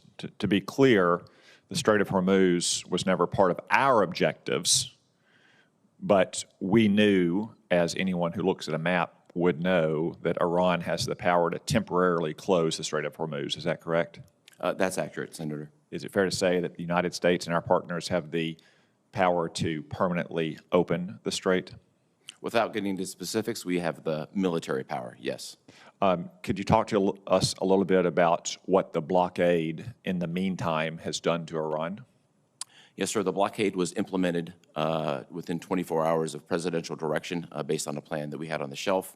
The blockade itself is designed to prevent any commerce from leaving Iranian ports going to global distribution, and any commerce from coming around the world going back to going back into Iran. There's been zero trade going into or out of Iran in the last month. And just finally, what is Iran's current ability, since it retains its revolutionary terrorist ambitions, to support its terror proxy network in the region versus where it was just 11 months ago? As we sit here today, they are unable to resource and supply Hezbollah, Hamas, or the Houthis. Chapter to be seen of what that looks like in Iraq.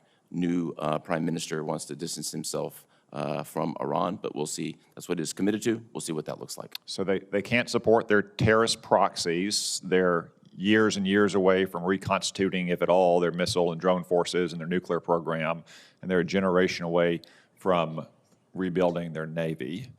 Seems to me like a little bit better position than we were relative to Iran under Barack Obama and Joe Biden's disastrous nuclear deal. Thank you. Thank you, Senator Cotton. Senator Slotkin. Thank you, gentlemen, for being here, and thank you for what you're doing. I'm going to direct my questions to Admiral Cooper, excuse me, and I'm going to give a good pass to my fellow Michigander from Ypsi, Michigan. We're happy to see you in service. Thank you for what you're doing, and you're always welcome back home when you retire. I think I feel like whatever feelings I have about the imminence of the threat from Iran or not, we want our military to come through this war as successfully and safely as possible. I am interested in making sure we get out of this quickly and safely. And I have actually no doubt that with all the firepower we've used in this war, that we've degraded their nuclear capability, their ballistic missile capability, their terrorism capability. And as someone who served 3 tours in Iraq, I saw that terrorism up close and personal.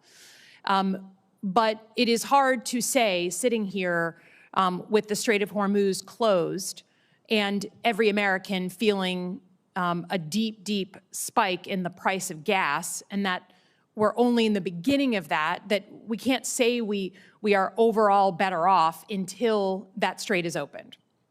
And while I believe we could militarily open the straits, it seems to me that the Iranians have strategic geography. They have the ability, even though it's degraded, to project power onto things like the oil infrastructure in places like Saudi Arabia or Kuwait or anywhere they want, further hurting the world economy, the United States.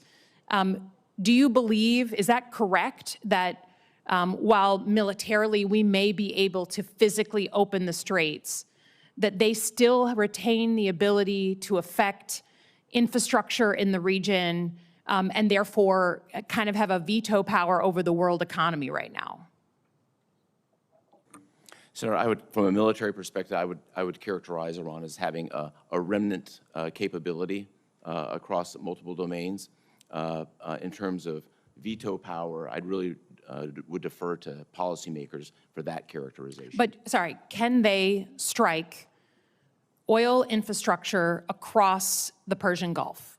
They have a very moderate, if not small, capability to continue strikes. And we, of course, have accordingly prepared for such a contingency.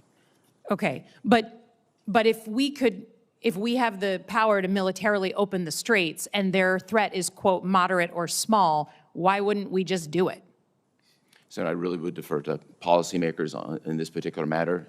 And the strait clearly is in the middle of the negotiation being undertaken now. Yeah, I mean, it just seems to me that they still certainly have, it may be diminished power, but if the United States military is not physically opening the straits right now, it's because the Iranians do have the real capability to affect strikes or drone strikes into the Gulf countries, affecting their oil infrastructure and sending the price of oil worldwide even higher. So, it may be diminished, but it's real capability unless I'm missing something. Can you describe for me, I'm very sensitive about the way that countries like Russia or China may be enabling the Iranians to target and kill American forces or to provide intelligence on their locations in real or near real time. Is it fair to say that the Chinese are providing intelligence to the Iranians to help them target U.S. forces? So I think best to talk about anything regarding intelligence in a classified manner. What I can say is the Iranian military is largely made up of Russian and Chinese equipment. Okay. I think, it feels like either Chinese government and or Chinese companies are helping and aiding and abetting the Iranians in providing that information. I understand we don't want to go into the details, but some of this is like out in open press. I would just say I personally feel like that crosses a Rubicon. Anytime we have another country providing that kind of intelligence to an adversary, I think that should play very heavily in our calculus and our conversations. I know the president is with the Chinese government right now, but I hope that no matter what party we're from, that's just a Rubicon. We all believe once you cross it, we're in a very different conversation, and I hope that's playing out in Beijing. I yield back, Chairman. Thank you. Senator Banks. Thank you, Mr. Chairman. Admiral Cooper, any update at all on activities in Afghanistan? Increased activity from ISIS or any other groups that concern you? Anything at all that you can tell us? Senator, just thank you for the question. Afghanistan remains on the forefront of what we're watching in terms of terrorist activity. I think best to address that in a classified forum. For right now, our partnerships in the region are suppressing that threat. Can you give any update at all for the record? No. Remains an area of concern for CENTCOM. You're tracking, paying attention to it. We're not completely ignoring Afghanistan. Remains an area of concern. We're paying close attention through a variety of partnerships. We're suppressing any threat. Thanks. Thank you for your leadership. I mean, I think this is an incredible moment. You're doing an incredible job when it comes to Iran and degrading their military, their defense industrial base. You cite in your testimony that the U.S. has, quote, delivered a long-term rollback of Iran's ability to project power in the region and beyond, end quote, damaging or destroying over 85% of its ballistic missile, drone, and naval defense industrial base and 82% of its air defense missile systems. That's pretty damn good. That's a strong statement, and I'm proud of your efforts. The NDS talks about the concept of simultaneity, in which our adversaries could undertake simultaneous aggression across multiple theaters. Does Operation Epic Fury's degradation of the Iranian military and defense industrial base reduce the problem of simultaneity? Senator, I think it remains to be seen what happens going forward with Iran. But what I think we've seen is a combination of ability for the United States to project power and influence and defeat an adversary very quickly, 38 days. The effects on other theaters, I think I would really refer to U.S. European Commander and the Pacific Command Commander. But clearly the United States is agile and we can move from theater to theater very quickly. Can you unpack this concept of simultaneity? Well, the United States Explain it to us. The United States has significant capacity. We have forces deployed around the world addressing a variety of issues. We're focused today largely on Iran, but clearly General Anderson is actioning key and critical matters in Africa. We're doing it in Europe. We're doing it in Asia. And we're doing it in South America. And all at the same time. We're able to do that at the same time. That's how the United States military rolls. You also write in your testimony that Iran's ability to reconstitute its military capability will, quote, depend in large part on decisions we and our partners make. What should we be doing to press our advantage? I think there's a policy component to this, Senator, and potentially a legislative component. Then there are a restricted number of countries. There's a finite number of countries that have historically had trade with Iran. Addressing those countries and what they are trading, how they're doing it, and what that looks like, I think is something we should take a look at. Yeah. Because if they don't have the parts, they're not going to build the weapons. Well put. I was very proud to see the Lucas drones deployed and used in CENTCOM. The Indiana National Guard played a really important role in testing the Lucas drone at Camp Atterbury in my state. What, if anything, can we extrapolate from the performance of our Lucas drones in other conflicts? Yes, Senator, so the Lucas drones were the United States' first opportunity to use our own one-way attack drones against an adversary. I remember well the training that happened at Camp Atterbury. I was watching it like a hawk. That training has produced additional capability that we've now employed against an adversary very effectively. What else can we learn from it? Well, there's a lot more to be learned from it. I'd love to take it in a classified setting, and particularly given where we are right now vis-a-vis Iran, I think I would just like to keep that in a classified setting. For more than a month, our warfighters in the Middle East were hammered by small drones. How can we ensure that doesn't happen again if combat operations resume? Yes, Senator, a little bit of a myth buster on this. Iranian drones are significantly capable. In the days of $35,000 Walmart-like drones, those things are behind us. Iran has a very capable drone force. We have very capably defeated it. Good. Well put. Thank you very much. That's all I have. I yield back, Mr. Chairman. Thank you, Senator Kelly, and then Senator Gillibrand. Thank you, Mr. Chairman. Admiral Cooper, General Anderson, thank you both for being here today. Admiral Cooper, I want to start with you. I've got questions for both of you, but I want to talk a little bit about the civilian harm mitigation team at CENTCOM. My understanding is that you've gone from 10 down to 1 as part of a department-wide reduction in chimmer, that their role is to try to minimize harm to civilians when we're conducting combat operations. Is that correct? You've gone from 10 to 1?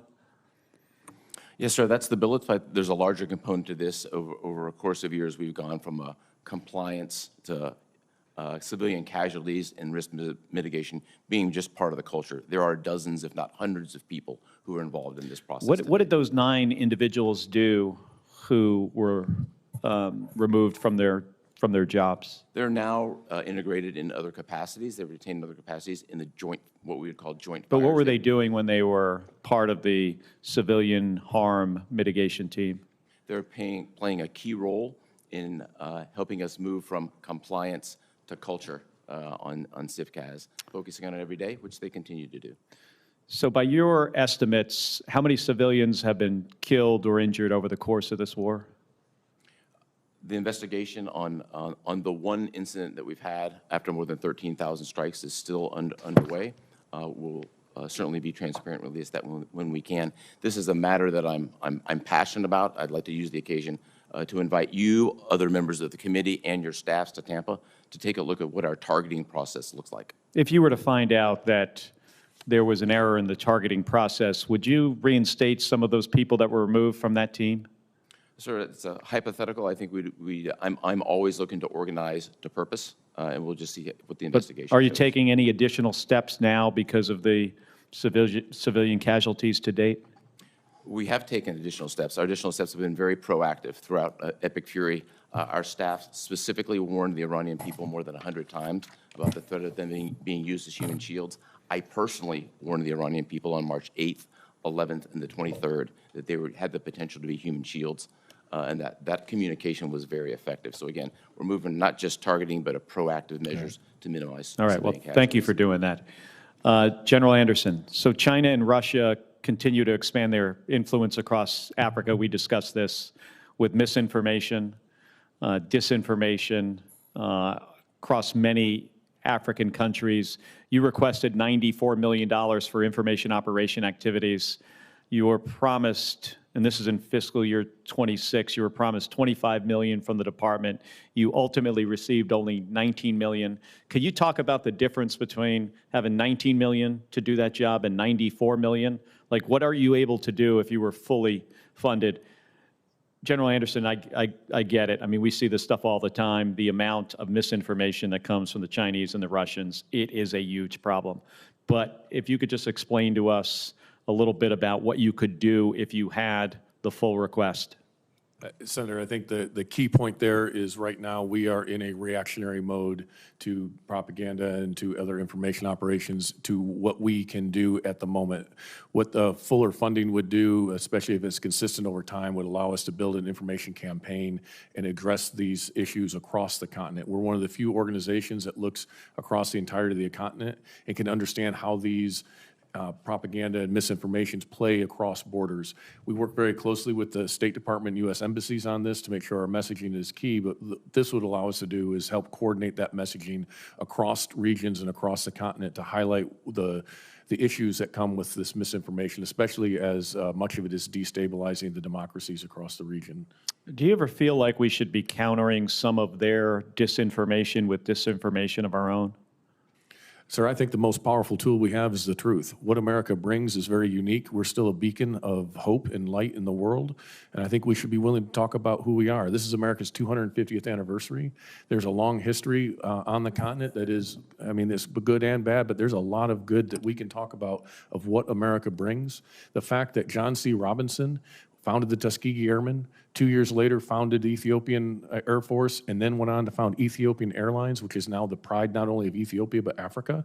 It's not a story that's well known, but that is a tie that we have had between the aviation communities for years. There are multiple stories like that across the continent that we need to propagate and talk about. So I would say we should focus on the goodness and the positivity of engaging with America and worry less about the disinformation that our partners put out, but we have to engage in this environment. We have to be active in the information space. So you got about 25% of the request. So if you got the full amount, you could put more out there, positive stuff that the United States is doing. And I know these are, challenging times with resources, even beyond what DOD has, USAID and others. But do you think that would be sufficient to counter Chinese and Russian misinformation? Senator, I think information operations is one of the lower cost investments that we can make that have outsized return and help amplify the limited resources we have in the military side and highlight the benefits that those provide. And being able to talk about that broadly, I do think has outside proportion. So small investments can have a large impact.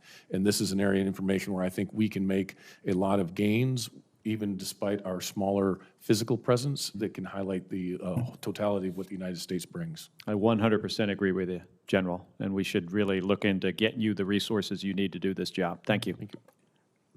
General Anderson, I 100% agree with you. Senator Gillibrand. Admiral Cooper, we had Secretary Hegseth here a week or so ago, and we did not get satisfactory answers about Iran. So what is your mission in Iran right now? Senator, with Epic Fury now formally ended per the President's notification, we shifted our mission to a blockade mission in the following day, and we're implementing that mission in accordance with international armed conflict. That's our main mission today, as well as to be ready for a broad range of contingencies. And do you feel that President Trump's declaration that we have obliterated all of Iran's capabilities and their nuclear program, is that accurate? Senator, I speak from a military perspective. We have significantly degraded their drone, missile, and naval capabilities. We've fractured their command and control. We've eliminated the large preponderance of their space program. They, by every measure, are degraded significantly across all measures of national power. So what's your exit strategy to end the conflict with Iran? Senator, that's a policy decision. And don't you have to offer the president various exit strategies so he knows how to get from A to B?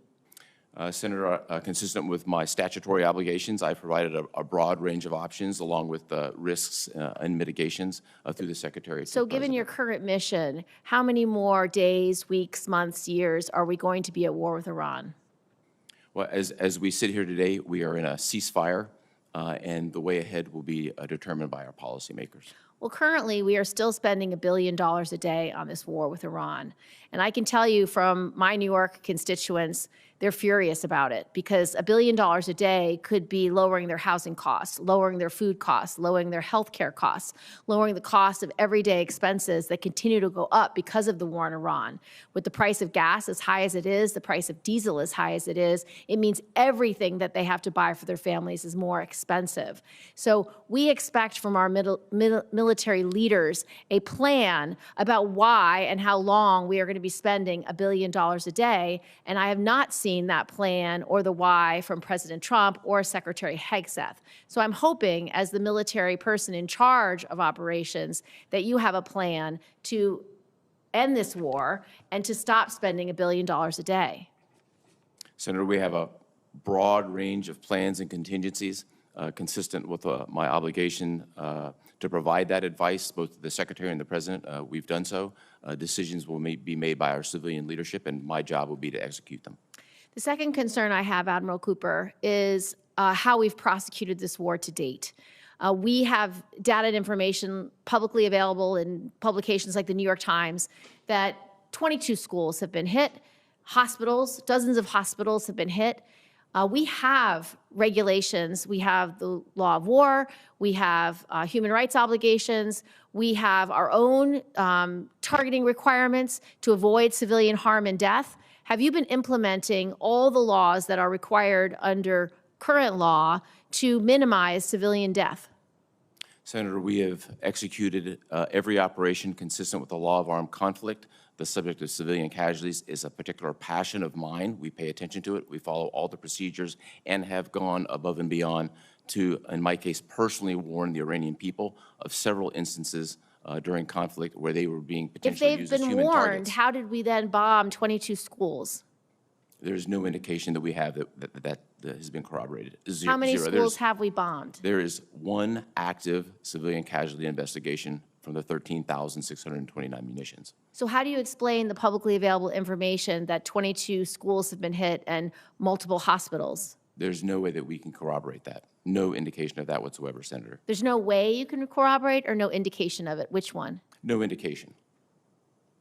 Well, the indication is what's publicly available. There is indication. Have you investigated those claims? We have not. Why have you not? If this is a passion of yours, if you believe that the civilian casualties are not consistent with the law of war and not consistent with human rights obligations that our military regularly follows with great pride and great diligence, why have you not investigated those allegations when they're publicly being made on the cover of the New York Times? I'll be happy to take a look at each instance. I Our would like a team will be able report. to do that. I would like a report from you, from your team, about whether there have been attacks that have resulted in the destruction of schools and hospitals. And if so, why? And how then, last, have you managed the 90% cut to the personnel who are supposed to avoid civilian targets? Happy to provide any report, and I would invite you and every staff member here to come to Tampa to look at the process to see exactly how it works. Thank you, Admiral. Senator Duckworth.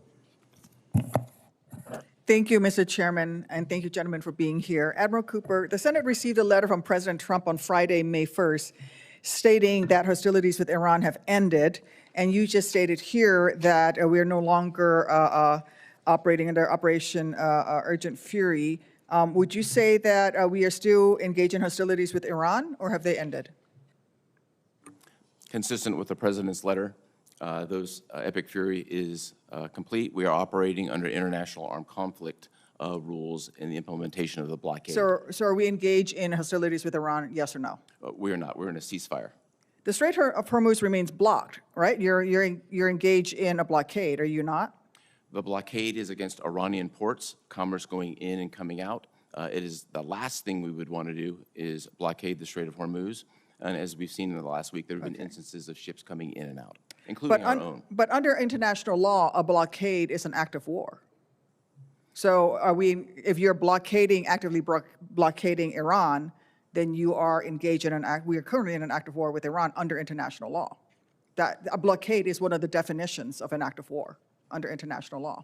Consistent with the direction we've been given, those characterizations are best done through the Department's legal counsel. It's not characterization, it's international law. It's listed. A blockade is an act of war. We've now engaged in the United States, and the United States and Iranian forces are trading fire as they continue to launch missiles, drones, small boat stacks.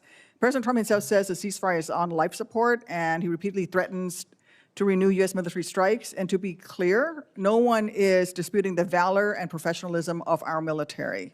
But the civilian leaders are abdicating their responsibility to craft a clear strategy, and service members and the American people are the ones who will suffer under this leadership vacuum. Admiral Cooper, before Operation Epic Fury began, what desired end state for the operation were you given by your civilian leadership? Senator, I was given crystal clear guidance. Our military mission was to degrade Iran's ability to project power on its neighbors and U.S. interests. It included 3 specific objectives: degrade Iranian ballistic missiles and their defense industrial base, degrade their drones in the defense industrial base, degrade their Navy in the defense industrial base. All of those were achieved, as I've discussed. And because they were achieved, that's why the operation ended, or did the operation end because the president said, let's end operation? Operations commencing and ending are made by our civilian leadership, and not a military decision. Okay, well, that civilian leadership, President Trump has provided many possible end states in only 2 months, including in just 2 months, he said unconditional surrender and regime change in Iran, which have not happened. He's talked about, operations will end when there's destruction of Iranian nuclear sites, allegedly already accomplished last summer under Operation Midnight Hammer. He has also said that Iran will never have nuclear weapons, which cannot be accomplished with only a bombing campaign. He said that his goal is to destroy the Iranian military forces and infrastructure completely, which the intelligence community assesses has not happened. And now, he said that it's a reopening of the Strait of Hormuz, which, as a reminder, was open before the war began. So if we don't know what we're fighting for, we certainly don't know how long we'll be fighting. Admiral Cooper, what have you been given? Have you been given any timeline for how long our forces will be in the Strait of Hormuz or near Iran or blockading Iran, whether by a timeline or a condition, an end state, for how long you'll be blockading Iran? Senator, I think it's important from a military perspective that my advice related to options be provided to both the Secretary and the President. We've done that. The decisions on timeline and execution are up to our civilian leadership. Okay. So you mentioned the Secretary of Defense, who only talks tactics, and a president who changes his strategy on social media multiple times a day. This is who's giving you the orders. Secretary Hegseth has touted the destruction of tens of thousands of targets across Iran. He said that Iran's air defenses are flattened, his words, and its industrial base overwhelmingly destroyed, and claims that Iran's navy is at the bottom of the sea. Every metric that the Secretary offers is one of destruction, and destruction alone is not an end state, especially not with new public reporting that U.S. intelligence officials believe Iran has operational access to most of its missile capacity, and that Iran is clearly still capable of controlling the Strait of Hormuz. Americans are not safer, our service members are at risk, prices at home are higher, and Iran has more control over the Strait and global economy than it did before this whole thing started. The American people, our service members, deserve clear answers. What does done with the war look like, and how do we get there? We have no strategy. As we saw in Afghanistan, if you don't have a sound strategy, you keep doing tactics forever. This is not your fault, but this is where we are. And Admiral Cooper, have you been asked for your advice, and under what conditions would you advise deploying ground troops for any purpose in Iran? Senator, I think it would be inappropriate to talk about any contingency planning in this particular forum. It's my obligation as a combatant commander to provide a broad range of options through the Secretary and to the President. Can you answer that question for me in the skiff at a later time? I'd be more than happy to talk about anything classified. All right. Yes, ma'am. Thank you. Thank you, Mr. Chairman. Senator Kelly. No further questions, Mr. Chairman. Sorry, I didn't mark off Senator Peters. Thank you. Thank you, Mr. Chairman. Gentlemen, thank you both for being here. And I speak for myself, and I think everybody on this panel. We appreciate the incredible professionalism of the men and women in uniform and the job that they do every day with professionalism and heroism. And thank you for doing that. But we do have a number of questions about how we win this war and end it going forward. And those are usually political questions related to political leadership. The men and women in uniform execute those orders, and they have demonstrated that they're certainly the best in the world.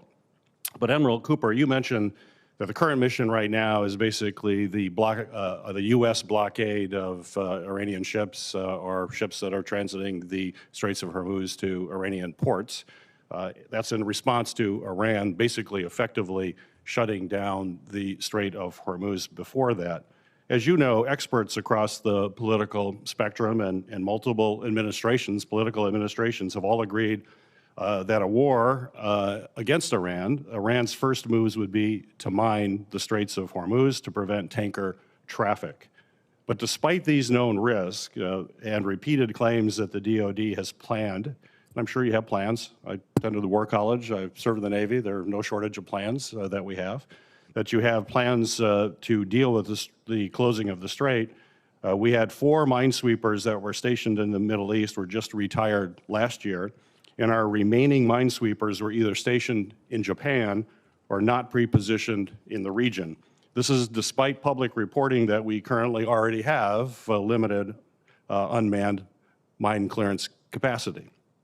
And reports from the New York Times and Reuters has also indicated that Iran still has hundreds, if not thousands, of small boats that can lay mines or perform hit-and-run attacks on top of their existing land missiles and drones, which I'm sure they're building at a furious pace right now to restock what they have.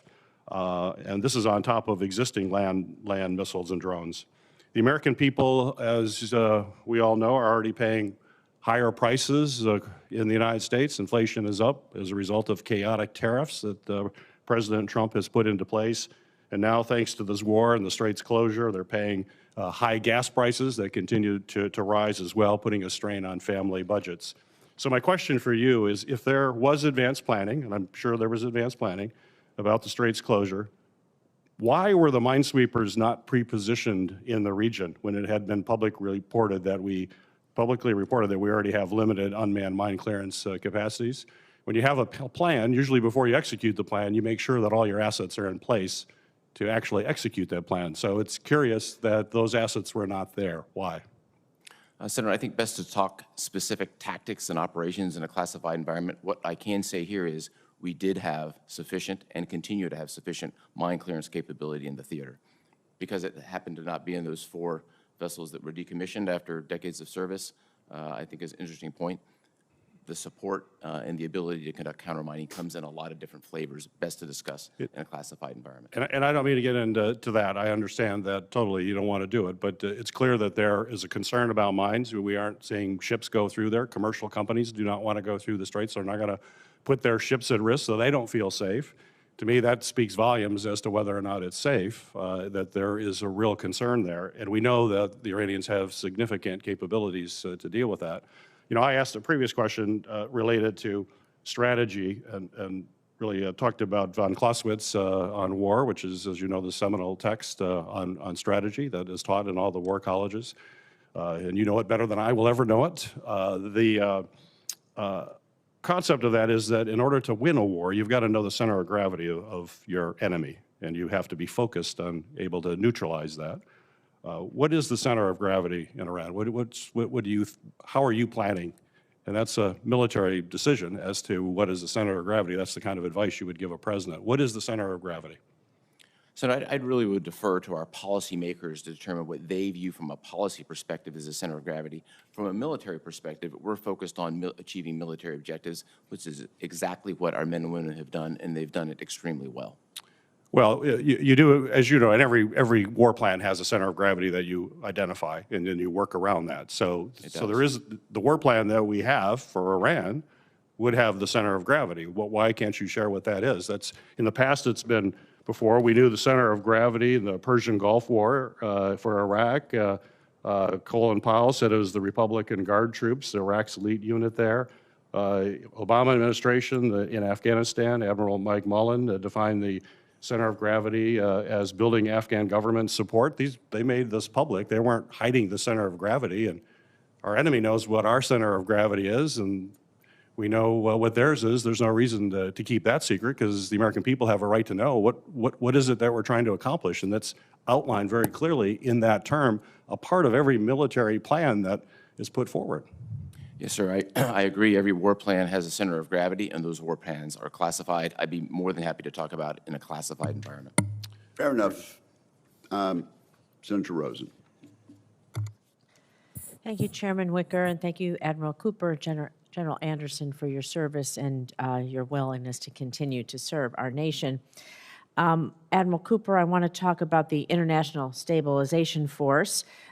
It's been publicly reported that CENTCOM is going to play a role in the proposed International Stabilization Force in Gaza. We'll just call it ISF going forward. Though many questions remain on what the ISF is, when it will be deployed, and how it will operate.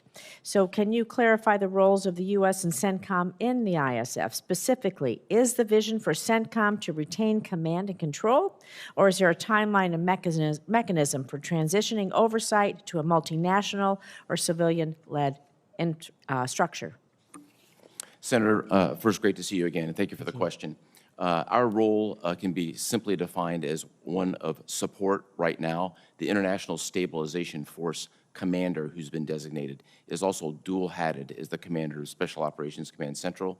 He has about 45 members of the Joint Force presently working for him. We're really at the infancy of forming that International Stabilization Force. Thus far, there have been 4 countries who've committed to provide forces. And so I think as we look to the future, I'd be happy to come back to you on what that looks like. Later on.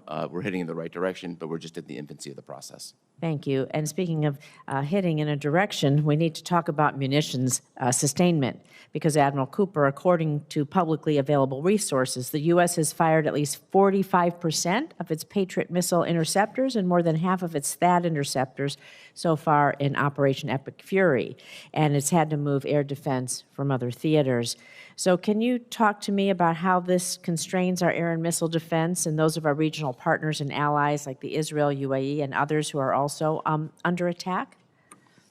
Senator, I have all the munitions necessary to both defend our forces as well as conduct a broad range of contingencies. Our partners also have the sufficient munitions necessary for defensive Do you have operations. estimates about how long it would take us to replenish or rebuild our stockpile? I would really defer to the folks who do this on an everyday basis, both in the department and the services. Thank you. I'm going to continue on you, and then we'll move over to General Anderson in a minute, because I want to just take a moment to talk about Lebanon, because I do appreciate that you've applauded the Lebanese armed forces for their efforts to disarm Hezbollah. While the current effort in conflict has demonstrated the extent to which Hezbollah is rearmed, a strong Lebanese armed forces remains the best pathway for Lebanon through which Hezbollah can be disarmed once and for all, and we know that needs to happen. So what can the U.S. do to support the Lebanese armed forces to ensure that they have the necessary capacity to disarm Hezbollah while also holding them accountable?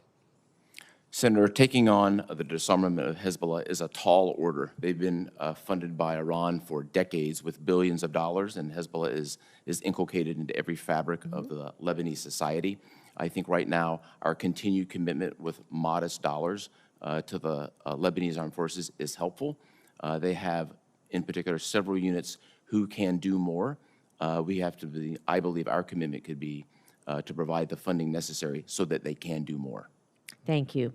I'm going to move over to AFRICOM now, General Anderson, because ISIS and al-Qaeda affiliates, well, we know they've spanned the African continent.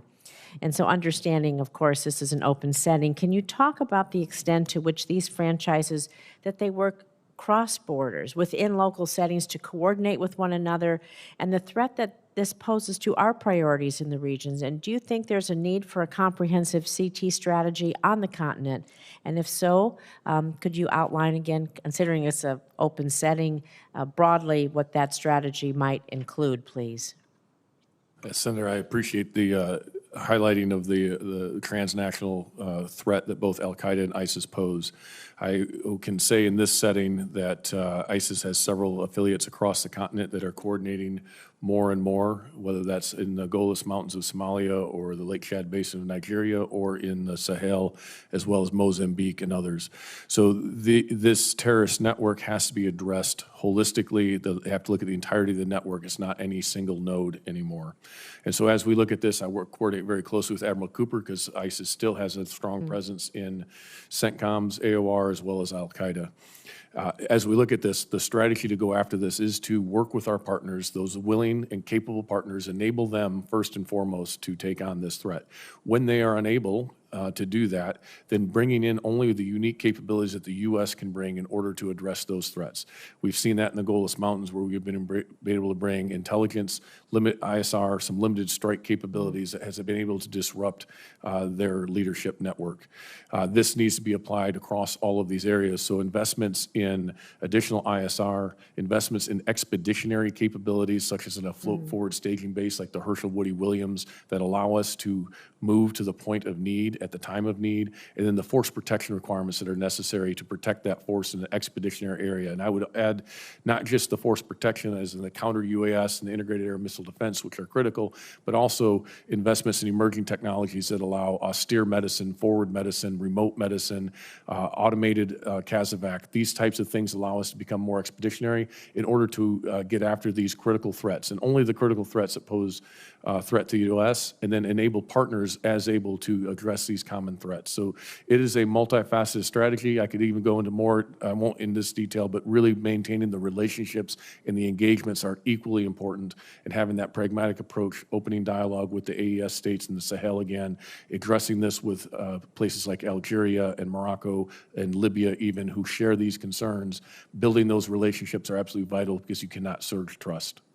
If the chairman would indulge me, can I have a follow-up question on the Sahel, since he brought it up? Yes, why don't you do that? Thank you.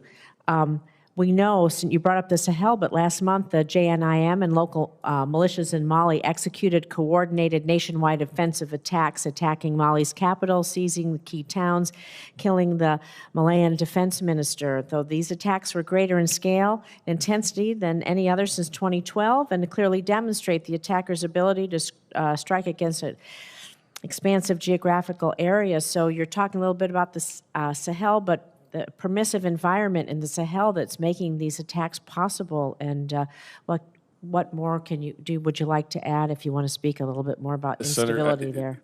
I would, there are a few things I would like to add in this setting. I can talk to you more in a classified setting that would be highly appropriate to this. But to your point, there is no effective external counterterrorism effort in the Sahel right now. The Russians have claimed to do that, but we saw that they had to withdraw from Kidal. We're unable to defend against that threat there. They are providing some limited support, but we do not see the same Western presence. Because of that, then how do we enable the partners, the other nations that are there? How do we look at expeditionary capabilities again that we can result in this?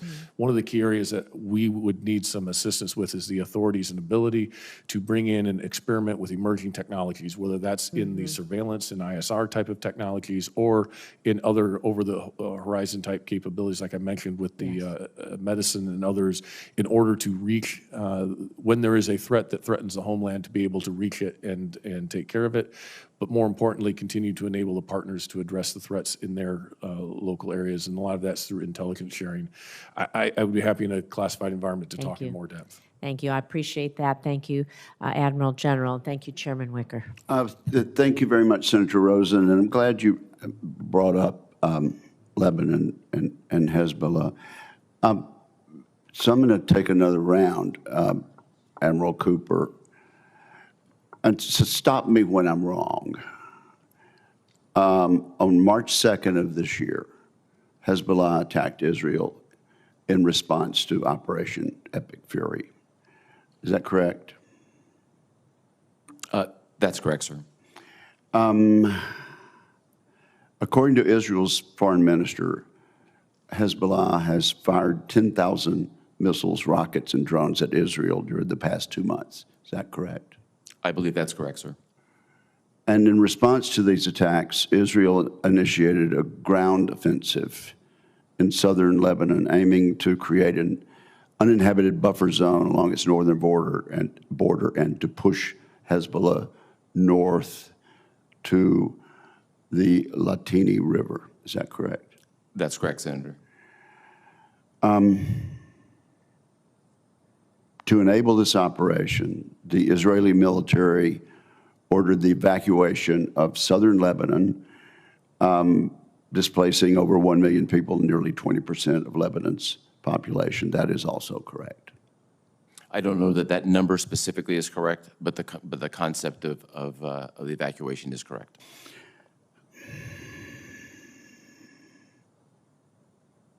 While governments of Israel and Lebanon declared a ceasefire in April of this year, Hezbollah Secretary General Naim Qassem announced that his organization would not recognize the ceasefire and would never agree to disarm. Is that correct? That statement is correct. Yeah, he made that statement. Hezbollah then continued to fire projectiles into Israel, and Israel has continued to strike Hezbollah positions in southern Lebanon. That's also correct, isn't it? That's correct, sir.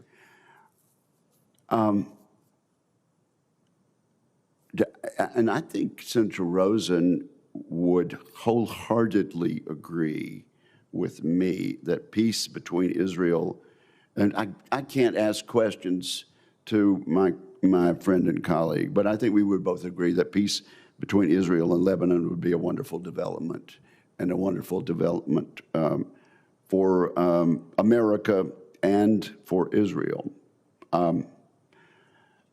But peace between Israel and Lebanon depends on the Lebanese government having both the capability and the will to disarm Hezbollah. Has the United States provided the Lebanese armed forces with approximately $3 billion since 2006? So I'd have to take that specific volume, that a lot of specific money. number for the record and follow up. But we have been providing aid for 2 decades.